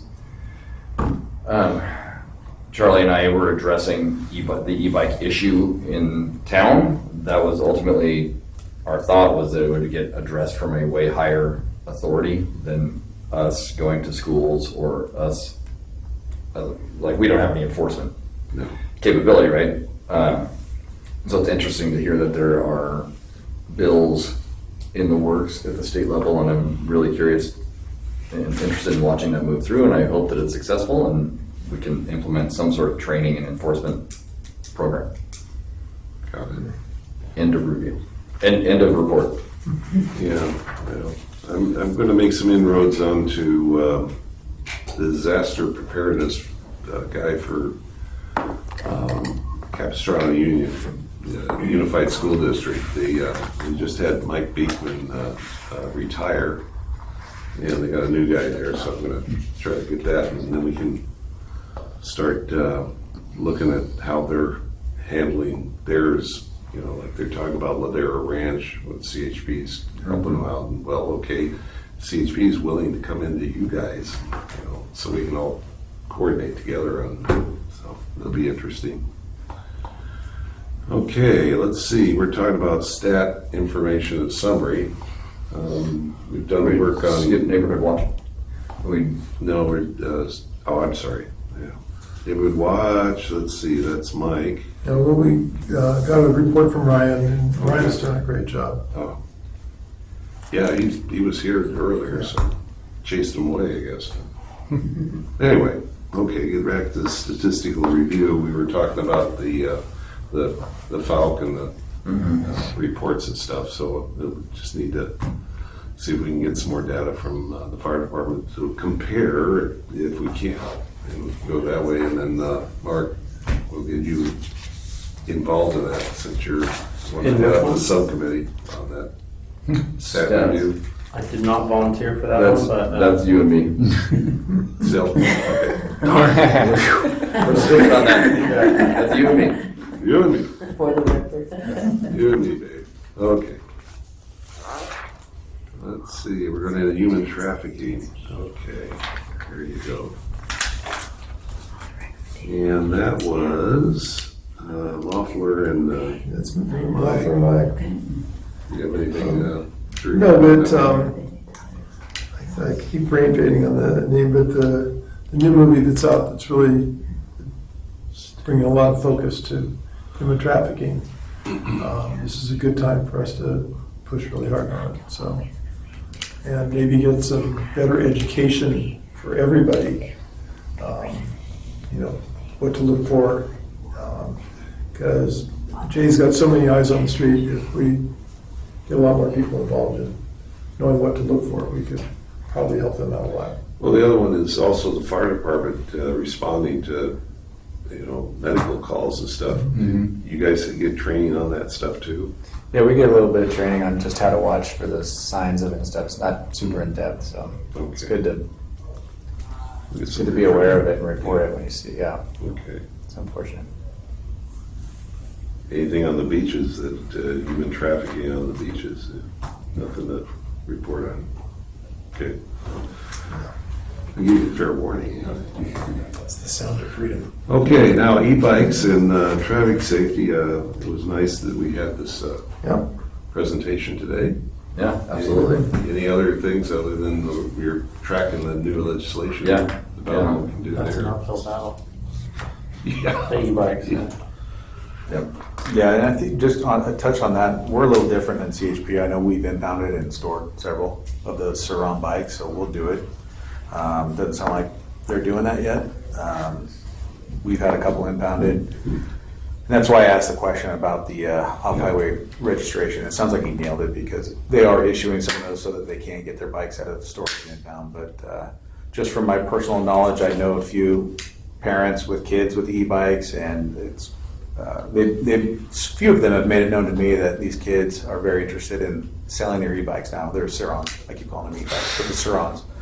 So had contact with a handful of people that are like, we're selling it. One of their kids was cited for driving without a license, and he's about to turn, I think, 16. Ooh. He's going to have a problem with DMV getting his license before he's 18. Yeah. So that's making its way around, and kids want their license, right? So I think it's an automatic. I don't remember if it's an automatic 6 or 12-month. It's automatic. It's delayed. Yeah, You can't I think do so. it. Maybe it's gone up. Who knows? Yeah. They gotta get that out. That'll stop it. yeah, so we're even thinking about maybe making some sort of social media post about it. Like, hey kids, just be aware, and parents be aware that if you get cited for not having a license, you're going to have an issue with the DMV when you go to get your license for your hope to be newly licensed driver. Yeah, and get their attention that way. The thing with CHP, and he asked me, he says, I wonder what the sheriffs are citing impounding on, because it's a PITO, right? Yeah, and I think we're trying to be creative, and I mean, it'll always be challenged, or it's going to be challenged, but you got to get your hands dirty sometimes and lose some battles until we figure out it doesn't work. Or it becomes a legislative, not legislative, but a judicial thing, and they like to create laws too. So sure, it comes down to interpretation of the laws, I guess. CBC. Have you had a lot of, like he says, they just bail and we can't run after them, okay? Do you find that here a lot too, or not? Yeah, absolutely. And I've directed my guys, if they're going to run from you, don't chase them, because the last thing we need is a 14-year-old kid in a pursuit and now dies because he's trying to get away from the deputies. So we're trying to come up with creative ways. Ryan's been pretty aggressive with our motor deputies and our bike patrol deputies on kind of getting out with them. He's not dressed in uniform, so he kind of will be out in front of the pack, and if they leave and stop, try to take the key out of the bike if you can, or approach them when they're out to lunch, or stopping by the Ralphs before they commit shoplifting to take their keys out. So we're trying to figure out ways. put a bike lock on the bike. Well, wait a minute. Yeah. I've instructed them not to shove the broom handle in the spokes, so it's grabbing away. It's too obvious. That would be pretty dramatic. Well, I was just wondering if there was like a target area that you're really having a problem with. It's all over the city. Yeah. It really is. Just getting an air unit down for 4 hours to, let you guys, We get did. up. I did that. It was either last Friday or the Friday before. I had a couple motors working overtime from other cities, and they weren't successful. I didn't get any stops or tows on Suron. So, and it's hit and miss, depending on what hours they're out. So, I think it's a little more predictable when school's in session, but during the summertime, it's all over the map, all times of day, all locations. Someday we'll just, speaking of the area unit, we'll just chase them around with a drone. Yeah, that's true. And we'll Yeah. wait for them to ride home, and then Yeah, and super easy to find them. I had a conversation with one of the 14-year-olds get brothers. hungry quick. All these kids are posting stuff on their social media, and they're following the social media, and they can identify bikes and riders based on stuff they're wearing. And they can later go have conversations with folks like, hey, I saw your kid. This is the kid I saw. He's posting about it.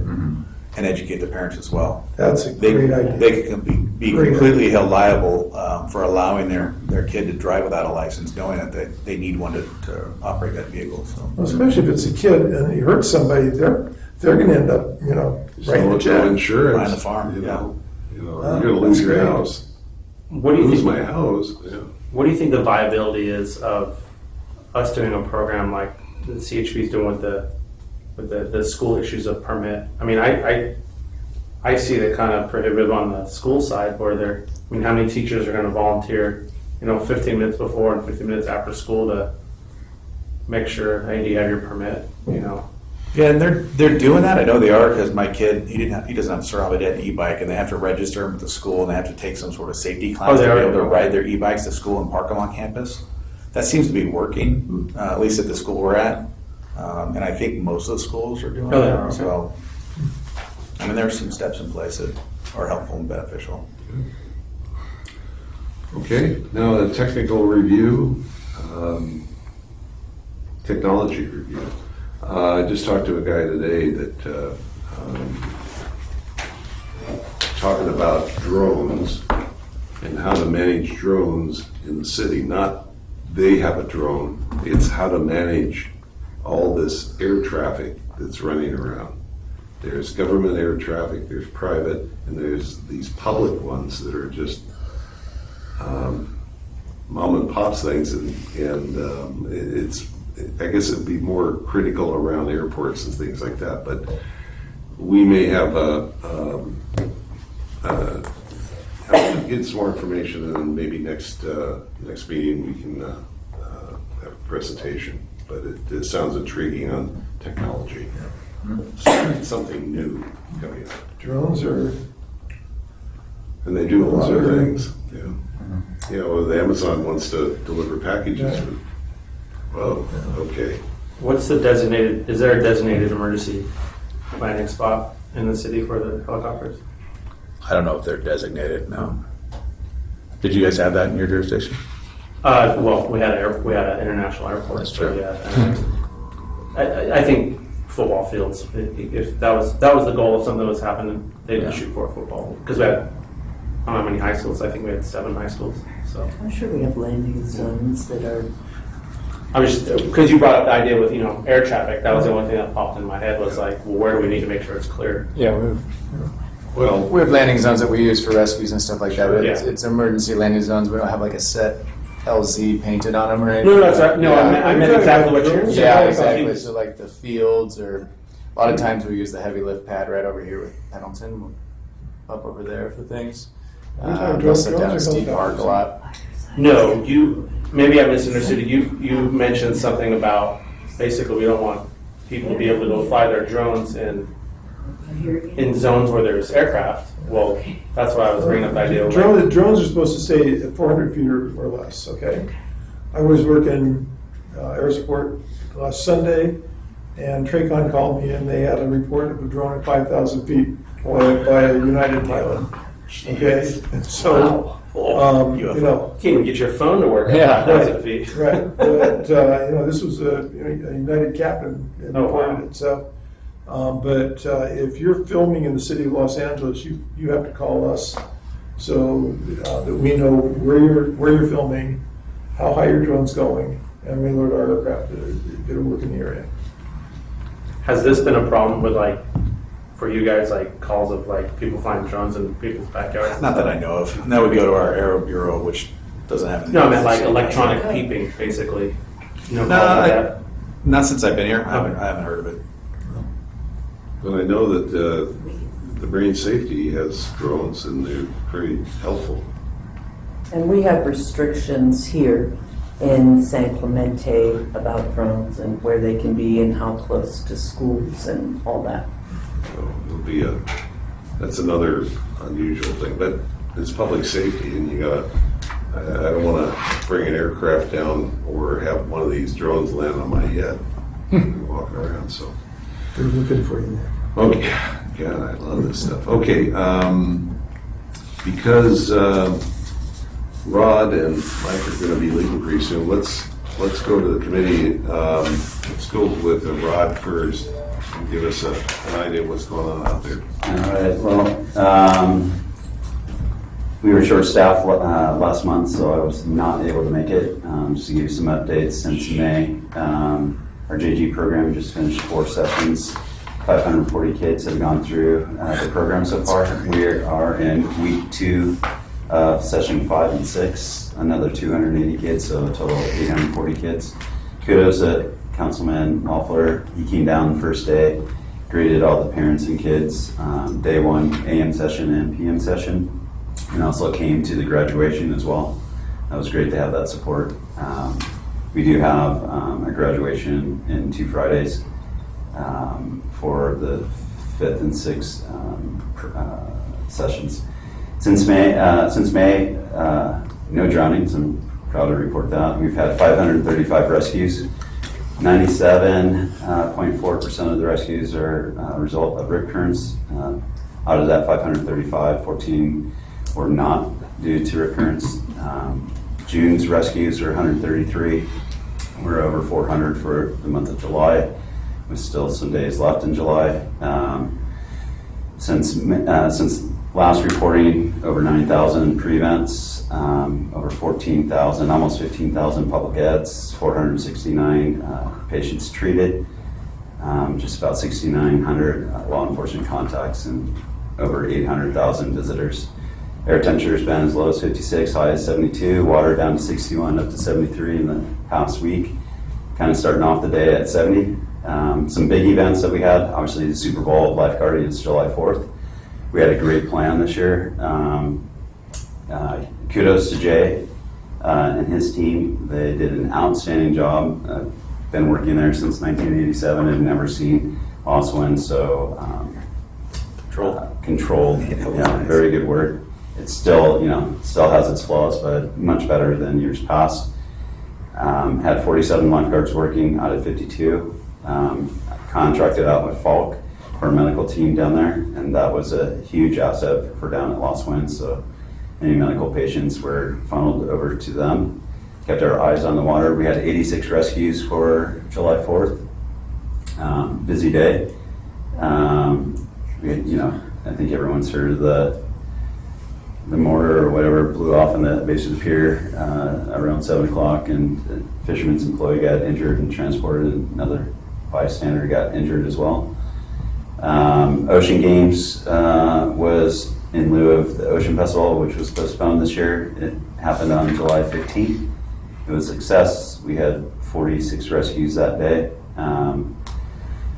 Low turnout as far as like numbers. There was no woodies on the pier. There was no surf contest. There was no arts and crafts on Park Del Mar. There was no events at Southside the pier. It's just strictly between HQ and the pier.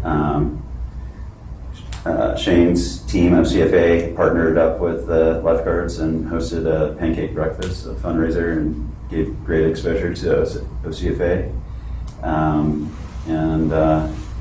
The games were a success. It was something the community wanted, and they got the events. It was kind of a last minute put together, probably 3 or 4 weeks. So a lot of heavy lifting on the city's end, including recreation, public works, and lifeguards. But we're glad that we were to have a successful event. Not certain that Ocean Festival is coming back next year. That's TBD. But I always look forward to that. It takes an extra 12 lifeguards to run that event. Met with Danielle, Jay, and some of the other city folks last week with Allied Security, the new security team. So they have a two-person team comes on at 6, works until 1800, and then another set of team of 2 that come on at noon and work till 12, I think it is, maybe 10 o'clock.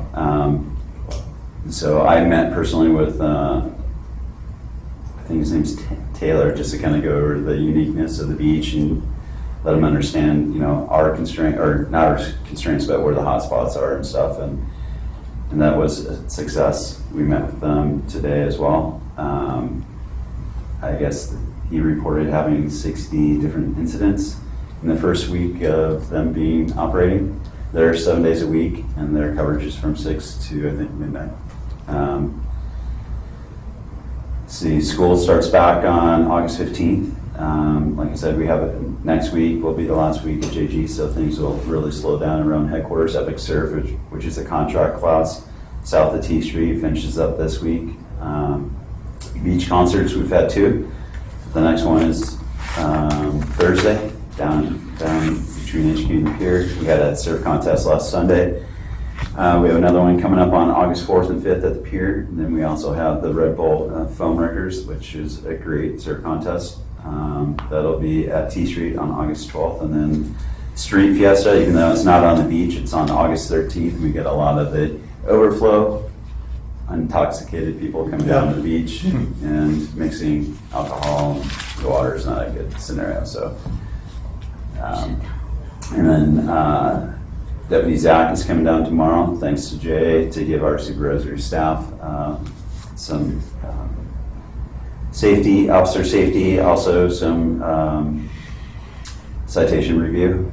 Some new things as far as down at Marine Safety. We had opened a recruitment for 3 ocean lifeguard supervisors part-time. Hopefully we'll be holding interviews this week. We also have an opening for a full-time position, Marine Safety Officer. Working with HR on opening that. A little bit of a hold up on that part. We just lost a 10-year employee to Shane, Jaden Blancal. A lot of, we're a breeding ground for OCFA. Shane worked for us, and moved on. It's a good stepping stone. But Jaden Blancal, who ran our junior lifeguard program, he starts the academy July 31st, so I'm super stoked for him. 10 years with us. And let's see. Outside of that, we should be getting our second new Jeep here within a week or two. And then I think that's about it. We're, got through all the major points so far. We get through one more week next week of JGs, and then Labor Day, and things will start to slow down. But as we know, the weather's better in September and sometimes October than it is in the summertime. So, and it's El Nino year, so we do have the sand replenishment project that will start November. So 250,000 cubic yards will go from Linda Lane down to T Street. So that should be interesting. We do have $100,000 budgeted for new towers, so we should be getting whatever that budget allows for X amount of towers for the next coming season, and the next 2 years after that, another 100,000 each year. So that's it. And in my report, if anyone has any questions, happy to answer those. I have a question. I haven't seen the turnstiles down at the beach. How do you account for the 800,000 visitors? How do you figure that? We have a chart, and it's based upon season. Mm-hmm. It's based upon weather. It's based upon crowds. And so it's one person. I've been doing it since 2005. And using our chart is being able to estimate. Those are estimations. And to be realistic with you, those have not been increased for many, many years. So those are probably pretty low, especially with the beach trail. They do have capabilities. Went to Shark Symposium and Dr. Lowe up at Cal State Long Beach. He's able to take drone footage of beach attendance and be able to calculate the attendance there for you. So that was something I was interested in doing on July 4th, but just being July 4th, that don't have the personnel to put a drone up and snapshot every area to get the realistic estimated attendance. But it's doable in the future. That algorithm is sure beats counting all the legs and dividing by 2. Well, we used to have attendance counters at all the beach trail entrances. But that only counts, someone could be walking on the trail and going through all the different ones. So it's not very accurate. Yeah. Maybe we should get turnstiles. I don't know. The tower replacement program, is that, you said you have 100,000 for this year. Is that going to continue so you can? Yeah, it's for 3 years. Oh, awesome. Yeah, so basically, and we'll get as many done as possible for the 100 grand, and then another 100 grand, and another 100 grand. So basically, there should be enough money to get them all replaced. And plus, North Beach is going to be converted into a sheriff's office, code enforcement office, park ranger, liaison, lifeguards. We're going to have a tower instead of having Tower 14 because of the erosion issue up there. Mm-hmm. So the top of it will be a lifeguard tower. We're not going to physically put the tower on top. It's under design right now. Yeah. What does the retro of each one roughly cost?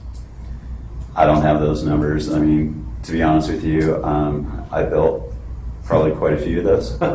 And so it was pretty cheap when I did it. It was just material, but I got paid as an outside contractor before it was full-time. $30 an hour to do it. So, but now it's prevailing wages and competitive. So, no, I would venture to say probably 40. Yeah. Now, is it wood or fiberglass? The big push was to try to push fiberglass on us. That's, if someone's going to sit there for 8 hours, the wood is ideal. I was able to get that switch from fiberglass. Fiberglass comes with a lot of issues as well. Down at Lost Winds, we have a fiberglass one, and it's not the office that the tower guards want. Gotcha. Yeah, so wood is more ideal. Will that Lost Winds tower get turned into a wood tower when you replace Yeah, it? that one will be done. How about Tower Zero? Is that going to be replaced anytime soon? There is a It looks pretty CFP old. line item for that one. Yeah. The goal is to look at pushing that out further so you have a full 100% view of all of the water, because you're blocked off maybe 5% from Mariposa Point to Portel Yeah. that you can't see. Yeah, because that's and you can probably make it a little larger. But it's still cramped in there. Well, it's meant for 2 people. Yeah. Yeah. Okay. Good. But it's, that tower's open every day of the year, opened up by probably 8:15 and open until sunset. My name's Rob Malott, I'm safety captain. I wasn't here last month, so I wasn't able to Mark, meet you. nice to meet Yeah. you. And thank you. My daughter did her first year of junior guards, and she loved it. And Awesome. She was That's like, great to hear. "Are we allowed to do it twice in one season?" And I was like, "I went to the city website. I go, yeah, I think technically you can, but Yeah, you can. You Yeah. can, yeah. No, Good feedback. when do you jump off the pier? When do I? No, the kids. The kids? They're jumping Friday. Okay. Yeah, they're jumping Friday. I can tell you the schedule. Yeah, so it's in the morning and in the afternoon. I'm jealous. I got to jump off the pier. I don't think so. well, they don't just show up. I She suggested didn't get to do that. it her first. You Show don't up. do it your first year though. Yeah, the Rippers aren't, but once they get into JG 1, 2, 3, or get into lieutenant, captain, and cadet, then they are allowed to jump. Yeah, she's super stoked. Yeah. Yeah, that's awesome. That's That's great to great. hear. I'm trying. Rick Loeffler came down, for the opening day, AM and PM, and also came down for graduation, both AM and PM. It's awesome to see him there, and I was like, said, hey, you know what? You come down third session, I'll get approval and get you to jump off the pier with the cadets. Maybe we get Jay and Shane back do jumping it. on the pier. Man. Loeffler would do it.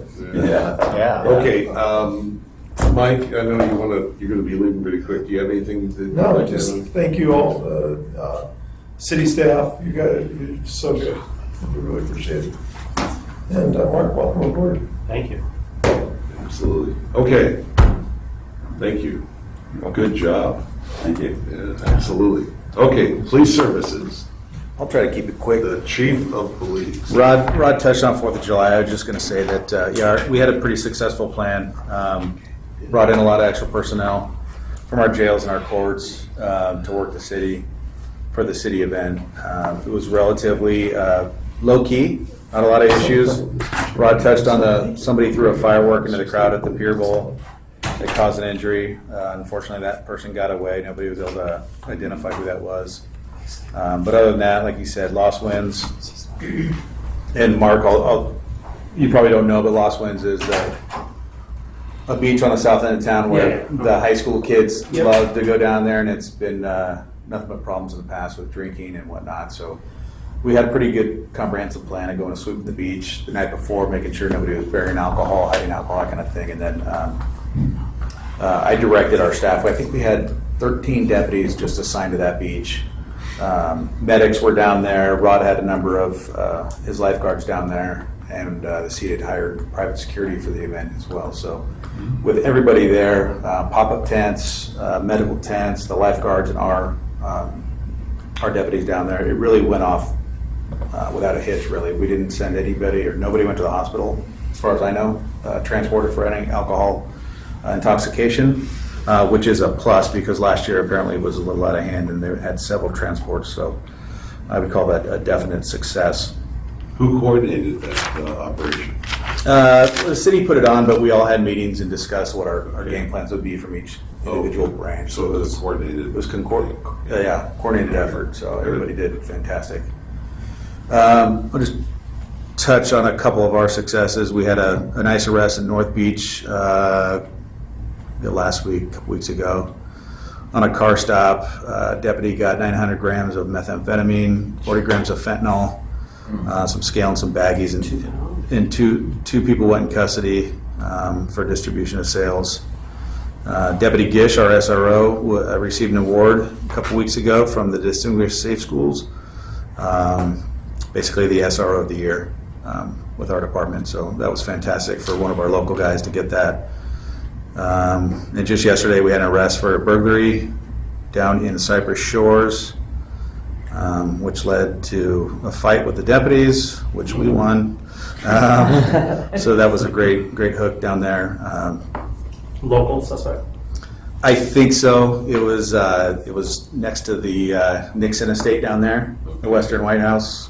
Somebody decided to go into the residence there and help himself to the nice wine collection the gentleman owned. Let's see what else. Oh, and then just with the 4 new deputies, the process of getting them down here in the next couple of months.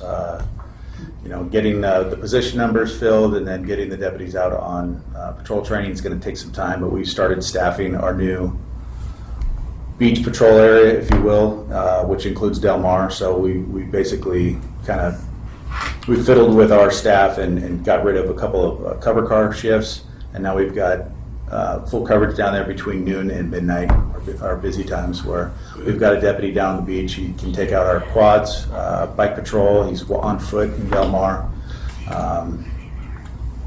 Danielle said she saw him.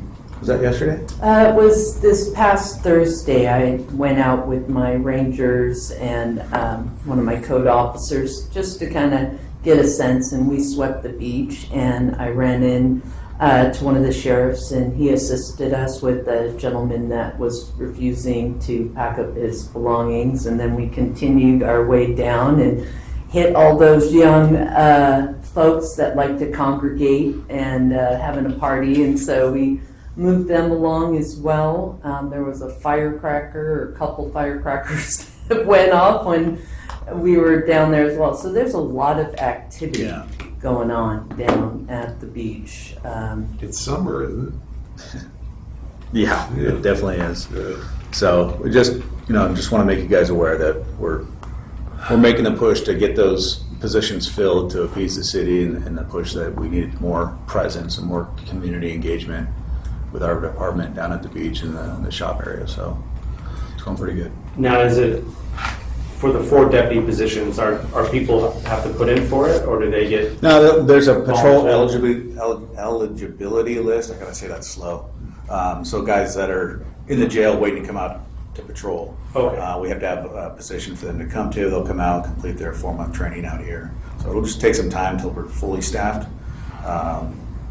Getting vehicles is another issue. There's a backlog on vehicles and the supply chain with those. So we're making do by just at least staffing that area and getting guys out there to be present right now. Doesn't seem like you guys crash them as much as we used to, but oh no, they're crashing all the time. They're crashing a lot, yeah. Yeah, and it's the whole weight against, do we repair the vehicle or survey it and get new ones? It's And for the quads, will they be trained on the quads in FTO? Or Yep. So all our trainings come out, go on 4-hour quad training. And is there any thought to doing dual sport training for the beach deputies?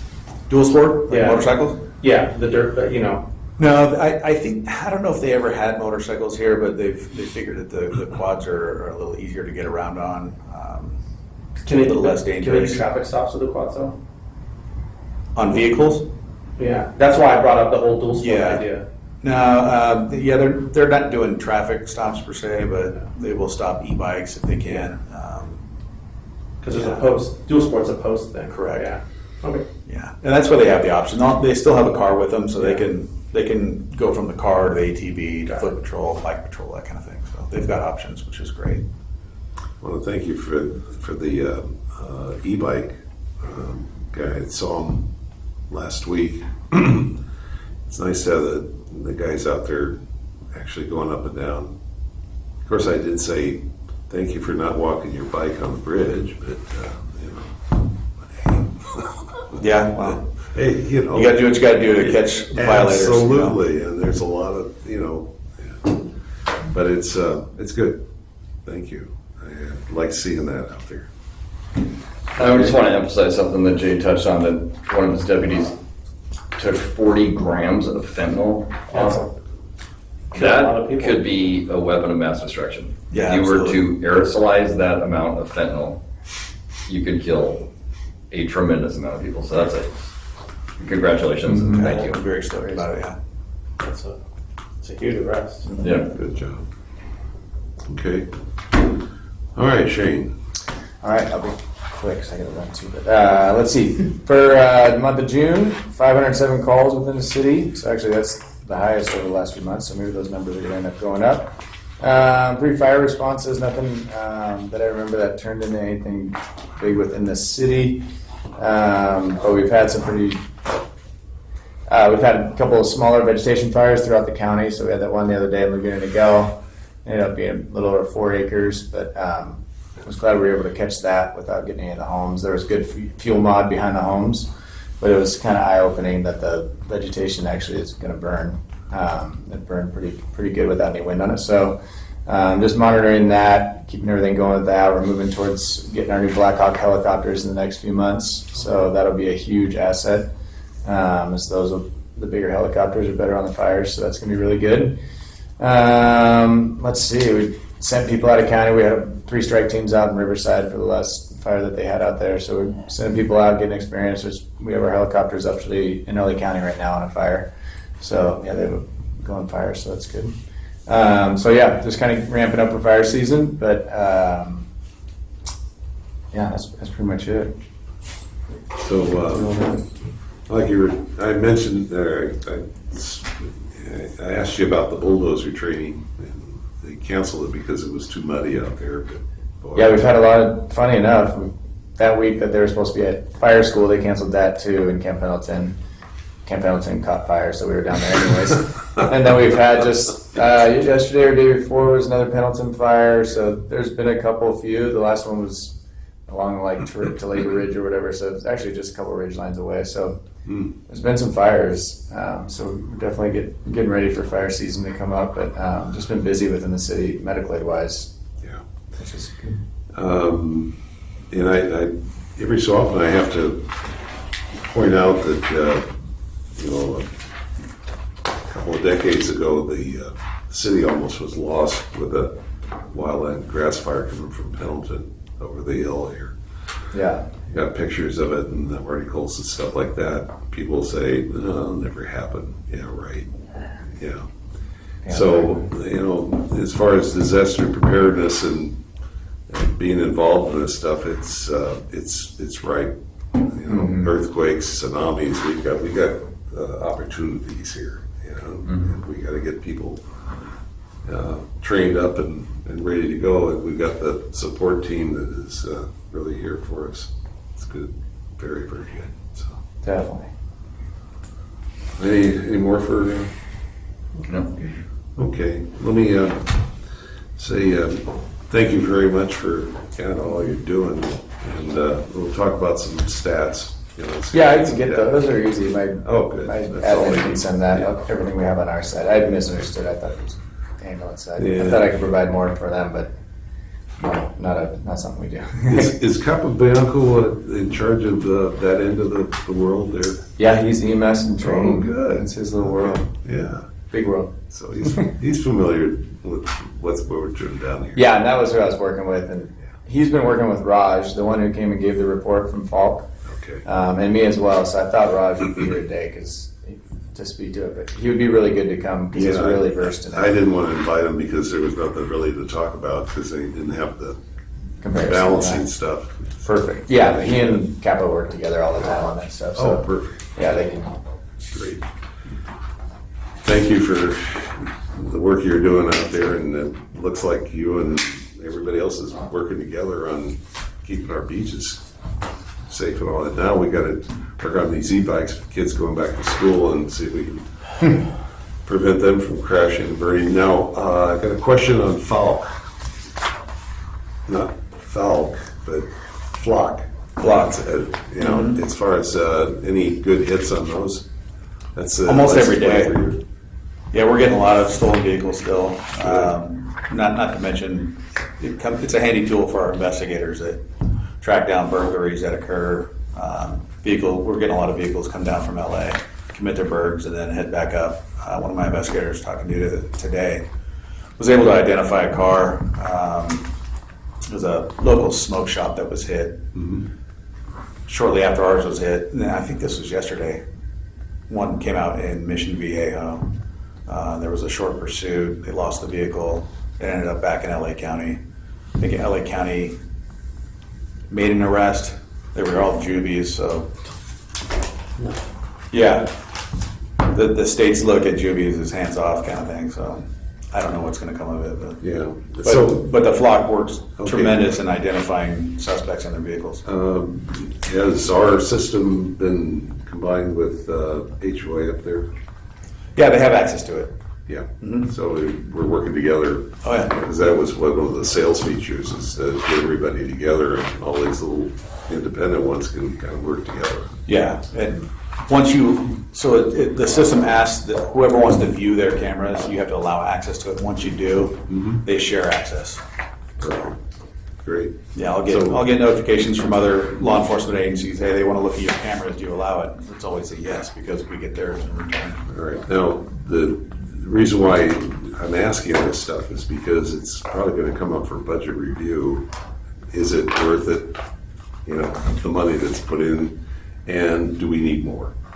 And that's kind of what we're looking at. Maxburg Park, did they install those yet? I don't think all of them are installed. I think I read an email about a cut issue that the city has to get over, but yeah, they are. I think there's 3 operative there now. Oh, which issue? Which city? Around Maxburg Park. No, is it a cut? Just cutting for the install. Oh, okay. Yeah. And are they going to be put up in a way where they won't be able to like break them, vandalize them? Hopefully, yeah. Yeah, I think they're installed over there on city poles. Okay. And they're up high. What's nice about the system is we pay for the service, but not for the hardware. And they maintain it. So, you know, that's been the problem with everybody else is, you know, you have to have a mechanic to actually fix these things and tweak them and all that. That's all done by them. Does it work like an LPR where Yeah, they can can they put a plate in that if it comes in the area again, you guys get a ping? That's awesome. Okay. Yeah, and they'll have it up and running for like stolen vehicles. They'll just get notified right there in the car that there's a stolen vehicle, the description, a picture of it. The deputies do? The deputies do. Perfect. Yeah, That's awesome. it's great. See you, buddy. Sorry, I gotta run. Thank you. I'm glad I live in a city that allows that. Yeah, it was a challenge for a while. I know when I was an investigator here in 2019, we didn't have any of the HOA up until I did it. It was, hey, can we take a look at what you have up there? People were against it, huh? I just think maybe the information wasn't. They thought it was something more. They thought it was Big Brother yeah. watching kind of thing, and it's not. Nobody's monitoring it. It's when you can plug in a plate or a suspect description of a vehicle. Boom, it's out there. You just got to look at it when we need it. People are worried about facial recognition, which has nothing to do. It captures the reflective plate. Yep. I mean, yeah, and all that. So, you know that. Any comments from you guys? one question: how many arrests on 4th of July? Total, I don't have the number for you. There were a few, or there were a few. Just It wasn't- I was listening to, we share the same radio as San Juan, Dana Point, and San Clemente. In San Juan, when they had also a city event, and the deputies started taking mortar rounds from some of the locals that decided that they wanted to play. It was I don't know where they had their city event, but they had a carnival set up, and they ended up getting a mobile field force out there, and they made a couple arrests. But we were very mellow, and I was shocked. I mean, I think it had to do with the planning with the city, with the marine safety. It was great. It was very quiet on our end. I mean, other than the firework calls, which every city experienced. But I don't know if there was what's the name of that street? Something I'd never seen before. I appreciated her effort, but at the same time, the legality of it is kind of questionable. And where's the address? So off of T Street on Cristobal. Mm-hmm. These two ladies took it upon themselves to have basically air traffic control lights, and we're directing traffic because people were laying out in the street to watch a fireworks. No, really? I've never seen that.